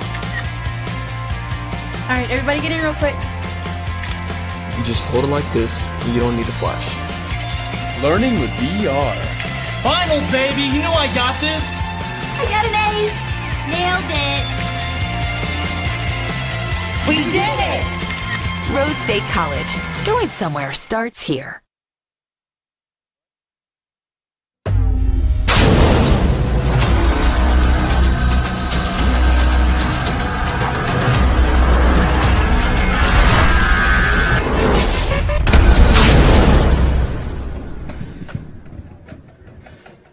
Back with you here on the Oklahoma Sports Network, where Ben Harris is going to hand off there to Miles Lewis across the left side. Miles is out across the 40 and actually gets enough to get that first down all the way up to the 43-yard line. 38 to the 43, and he just fights for those extra yards. Great job by Miles Lewis of extending the ball in his far side hand. He had the ball up against the sideline, extending it out past the pylon. And we're seeing several new players come in. Mooney's in there on offense. We've got some new offensive linemen in, new receivers, new running backs, but Ben Harris is still in a quarterback. Number 18, Aiden White, near side wide receiver. Harris takes the ball, and he's going to hand off there to Lewis again. Lewis is going to pound up there and maybe pick up 1 more yard is what it looks like. So from the 43 to the 44 brings up 2nd down and 9. I do not understand why Ben Harris is still in the game. Well, because he's the guy standing out there. No, I get it, but I don't get it, you know. Well, that's why you and I are up here with headsets and microphones. And that's why the coaches are also up here with headsets and microphones. Oh, yeah, that's right. They are. Somebody said leave him in because he can turn around and hand it off to Lewis, and Lewis can go run a little bit. So that's what seems to be happening. Ben Harris is going to take the snap. He's going to hand off to Lewis. Lewis around the left side. He's got a little running room, and he gets hit hard there. He gets all the way up to about the 47-yard line, possibly the 48, before he gets hit hard and driven back to the sidelines. You know, I did get mistaken for a coach in the first half by a Lawton Ike. Really? Yeah. He thought I was the play caller for the Eagles and was asking me to pass the ball more. So you should have said, "Okay, I'm doing what I can. I'm doing what I can. I'm just, you know." Ball's at the 47-yard line where it brings up 3rd down and 6. Ben Harris still in at quarterback. Harris is going to take the snap. This time he's going to hand off to Lewis again. Lewis is going to push up. No, that's not Lewis. That's R.T. Sherman. R.T. Sherman breaks free across the 50 and gets all the way down to the 43-yard line. Great run there by R.T. Sherman. I mean, I don't really think it matters who you put in at running back for the Titans. They're going to get theirs. 3 minutes and 11 seconds here. Your fourth quarter sponsor is Robert Manger, who you just re-elected as House Representative District 101 in the state of Oklahoma. Oh, the down marker just fell straight over as though it had died. It's 1st down and 10, and the ball is at the 43-yard line. And there's going to be an illegal procedure. Oh, delay of game, that's right. So the ball's going to be pushed back to the 48-yard line, and now it's going to be 1st down and 15. Got Cody Longstreet in the backfield with the Titans this time, and also Kaylee Williams in the backfield. So R.T. Sherman and Miles Lewis have had their time. Armstrong and Williams are in the backfield. This time Harris is going to hand off to Kaylee Williams. And he's going to go from the 48 down to about the 47, so 1 yard picked up. And that's going to bring up 2nd down and 14. Now we have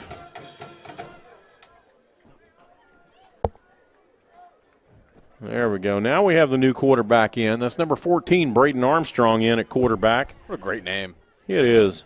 Braden Armstrong. Solid first. Armstrong takes the ball. He's going to hand off there to number 22. He's going to get hit right back there at the 50-yard line. He's going to lose about 3 on the play. He's going to move the ball from the 47 back to the 50. Cody Longstreet on the carry. And that brings up 3rd down and 17 for the Titans. 1 minute and 35 seconds left in the game. 3rd down and 17 for the Titans. The ball is right at midfield.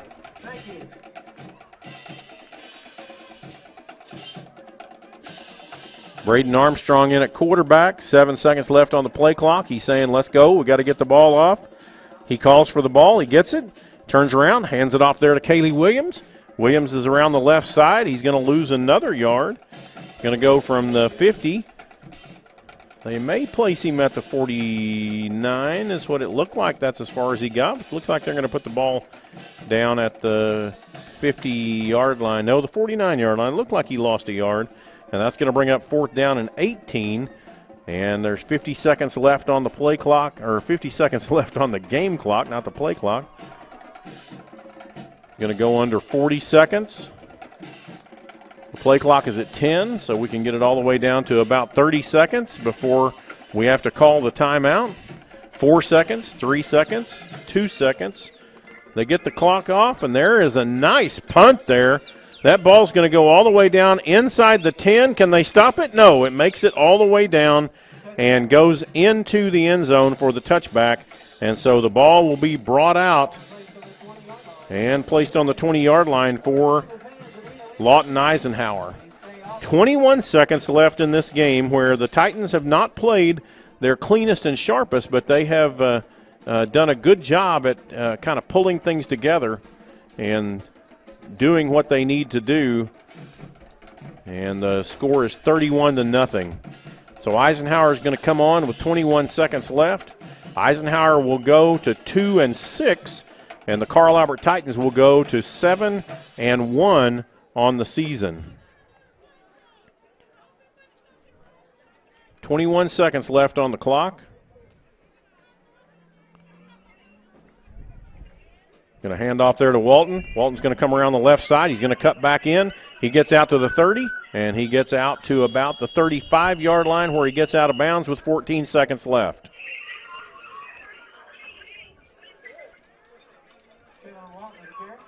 15-yard picked up on the play, brings up first down and 10 for the Eagles, 14 seconds left.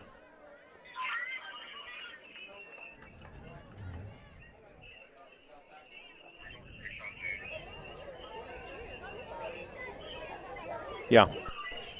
Okay. Ball's going to be handed off there to Walton. Walton goes across right through the middle of the line. 9 seconds left on the game clock. And the clock stops while the chains move. Walton's going to pick up from the 35 up to the 46. 11-yard picked up on the play. Brings up first down and 10. 3, 2, 1. And that is the end of the game where the Carl Albert Titans have beaten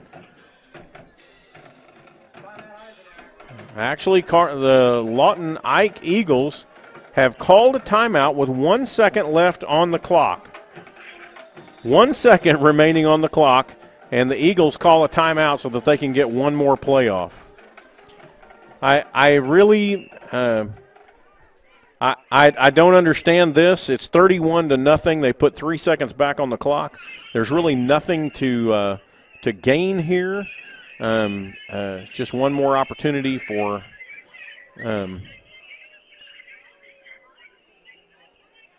someone possibly to be injured on a play that just does not matter. And so Carl Albert trots back on the field.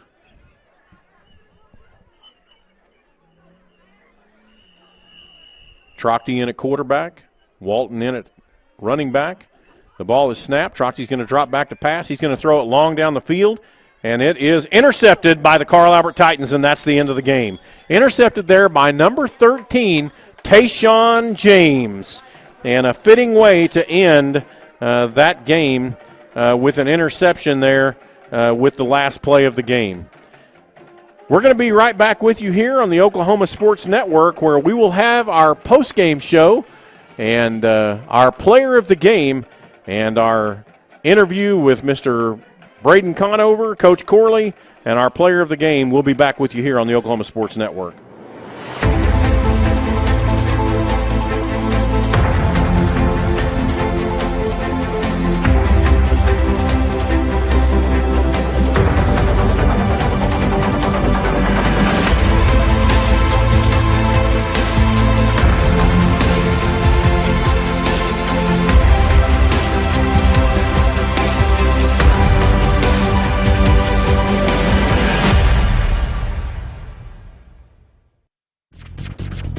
It's a calling that's kept us free. It's a place to belong. What's the calling? It's doing a job that makes a difference. Serving your community and your country. It's part-time service where the impact is full-time.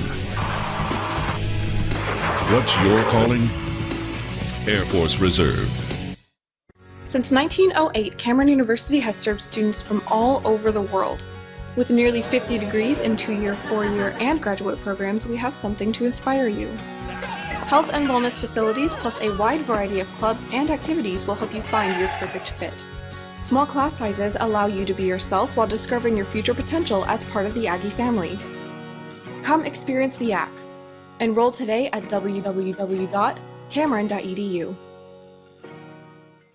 At Eskridge Honda, we go the Eskridge Mile for our customers with excellent service and clearance pricing. During the Honda Summer Clearance Event, get a 2020 Honda Civic LX Sedan CVT for just $179 per month. Online at eskridgehonda.com. At Eskridge Honda, we go the Eskridge Mile for our customers. At Eskridge Honda, we go the Eskridge Mile for our customers with great Hondas and clearance pricing. Save big during the Honda clearance and get a 2020 Honda Civic Sport Sedan for just $179 per month. Online at eskridgehonda.com.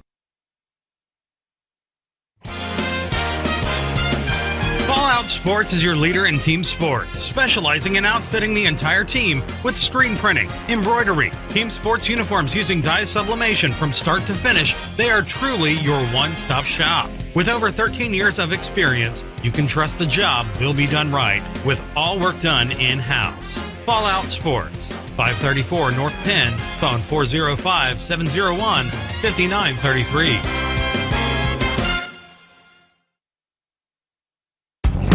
MM7 Sports Cards is your trading card and sports memorabilia store. Located just off I-35 and more, we carry a large variety of sports cards, old and new. We also have unique memorabilia for your office or your man cave. So come see us today. We are always buying, trading, talking, all things sports. MM7 Sports Cards, 2308 North Broadway, or check us out online at mm7sportscards.com.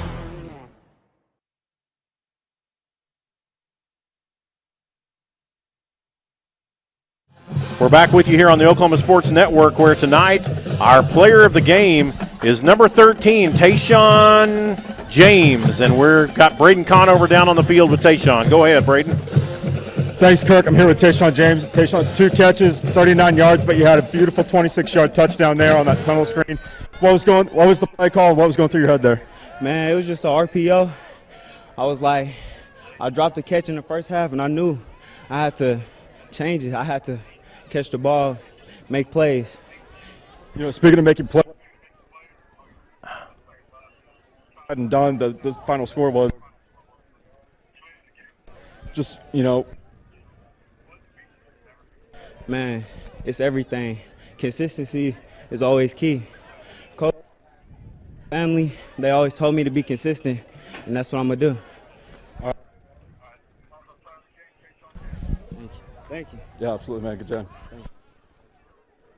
Great job there by Tayshawn James, and now we have an opportunity to hear Coach Mike Corley. All right, thanks, Kirk. Here with Coach Corley.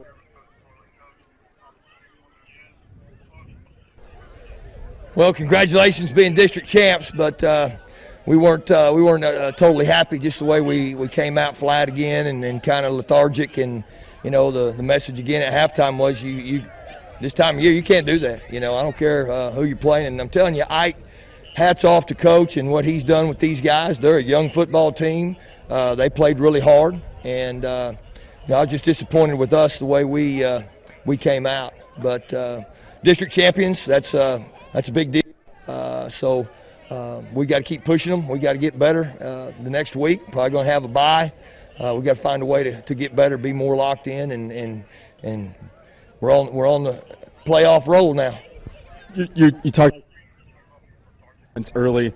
Was it a combination of play calling, or was it just the players not being ready to play? Like, what was going on that first half? It seemed like you guys were off offensively. It's hard to put your finger on that. You know, I mean, just didn't think we came out with the spirit. You know, without just kind of slow moving, getting out of the huddle slow. We got on them yesterday about that Thursday, but they got to respond to that. And hats off again to Ike. They played tough. Those front guys are tough, and they did a good job. But, you know, on the opposite side of the ball defensively, pitched the shutout. What does it mean to have this defensive rolling heading into the playoffs? It's big. I mean, you're always going to say and think, you know, sometime during the playoffs it's going to be bad weather and defense is going to have to step up and win a game. So it's good to see us playing pretty good on defense. All right, Coach, enjoy the week off. All right, thanks, man. That was Coach Corley. Kirk, back to you. All right, thank you, Braden. And it's been a good trip down here to Lawton. It started out slow. Things didn't look the way that we expected them to look. And yet, Carl Albert comes out with the victory, and we are district champions, which will possibly give us that bye for next week. And we've got plenty of work to do as we get ready to go into the playoffs in our Drive for 5. We'll be back with you here with the closing thoughts. And that was our player of the game, brought to you by Fallout Sports, Oklahoma's only in-house, fully customizable team uniform supplier. Sublimation is our specialty, 405-701-5933. We'll be right back with you here in just a moment on the Oklahoma Sports Network.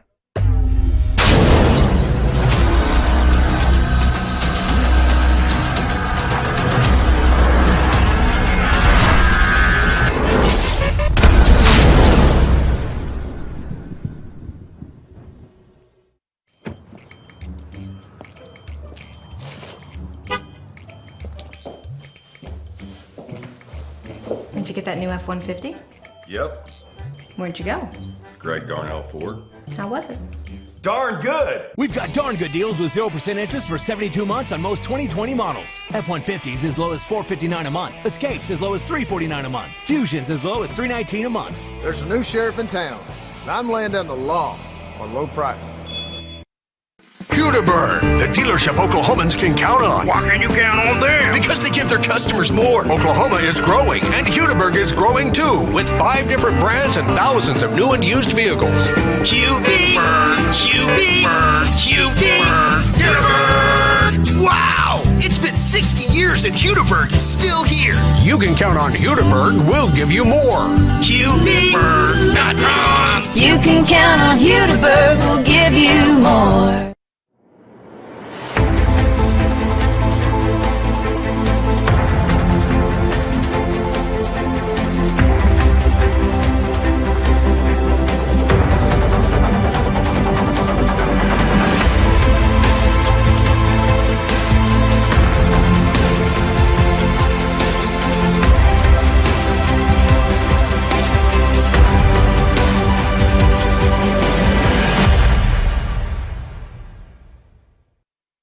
We're back with you here on the Oklahoma Sports Network, where the Carl Albert Titans have defeated the Lawton Eisenhower Eagles 31-0 in their final game of district play, and we go undefeated in district play, moving our record to 7-1. Braden, you talked about it with the coach, and I could hear the coach talking about it in the huddle over there, but we cannot come out slow and lethargic like that and expect to win against a really good team. Yeah. And so tonight, maybe what we needed to be a learning point for our Carl Albert Titans. It didn't look like a crisp game at all, and so it may be fortunate that we have a couple of weeks to work on some things. Yeah, in all 3 facets of the game, it did not look crisp. I think, actually, I take that back. Jacob Eddy did a great job of kicking the ball tonight, he didn't punt, but nobody punted. But in kickoffs and in field goal tries, that's probably really the only flawless performance of the night. But yeah, he said it in the post game huddle of this is an undisciplined team, and they have some things they have to clean up, and it's things that you're not going to get away with come playoff time. That's right. Well, we know that there are some good teams on the other side of the state that are coming this way. We have done what we needed to do this year by taking care of business in District 5A2, and we know that District 5A2 has Bishop Kelly. We know that District 5A2 has Guthrie. We have not seen Guthrie because they were out due to COVID when they were supposed to come play at our place, and so we did not get an opportunity to see Guthrie. But I know Guthrie has actually gone, I believe, 5-1 in district play, and so they've got at least a decent team out there. We'll see how the things turned out this week in regard to how people played this week, but it looks like there's a good matchup coming. Everyone's in the playoffs. Everybody that wants to be is in the playoffs. That's the way it's going to work this year. And so we've got some work to do, and we've got a great coaching staff and a great bunch of young men to make that happen. So as we close out this evening, as they begin to turn the lights off here at Cameron Stadium, one of the things that we know looking forward is we're going to get some people at our house, and that's what we were playing for this evening, and so we're happy to have that. Do you have anything else you want to say before we close it out? No, just keep tabs on us on OSN's Facebook pages. We'll announce. You can actually follow me on Twitter at Braden BRAYDEN_AG. You can find me on Twitter there, and as soon as we find out the opponent for the Titans, whether it be next week or the week after, we will announce it there on the OSN groups and my personal Twitter as well. So follow us there, and we'll keep you as tuned in with the team as possible. Be sure and follow the Oklahoma Sports Network on the final score for OSN Facebook. Get all the scores from around the area and nominate a player for Player of the Game, and then go and vote for that player so that player can get the recognition that they desire. One of the things that we always think of when we get to this point is you never want to come down here and have a long bus ride back if things didn't go the way that you planned. Well, the things worked out the way that we planned tonight. It was not crisp and clean. There was some productivity in the kicking game. productivity in special teams, and then the offense woke up a little bit and began to take care of business. 31-0 over the Lawton Eisenhower Eagles. We've got several games still ahead of you in this drive for 5. Carl Albert Titans looking for their 5th consecutive state championship. The playoffs start next week. Everything tunes up. Everything gets a little bit more important. It's win or go home. We welcome you and thank you for listening to this production of the Carl Albert Titan Network on the Oklahoma Sports Network. Carl Albert Titan football, the home of champions. We'll talk to you next week. Remember, there will be a coaching show as well that will be happening on Sunday evening on the OSN Network. Be sure and tune in to see Coach Mike Corley and other coaches around the state as they prepare for playoffs. Thank you for watching. Carl Albert Titan football, good evening. This is a presentation of the Oklahoma Sports Network.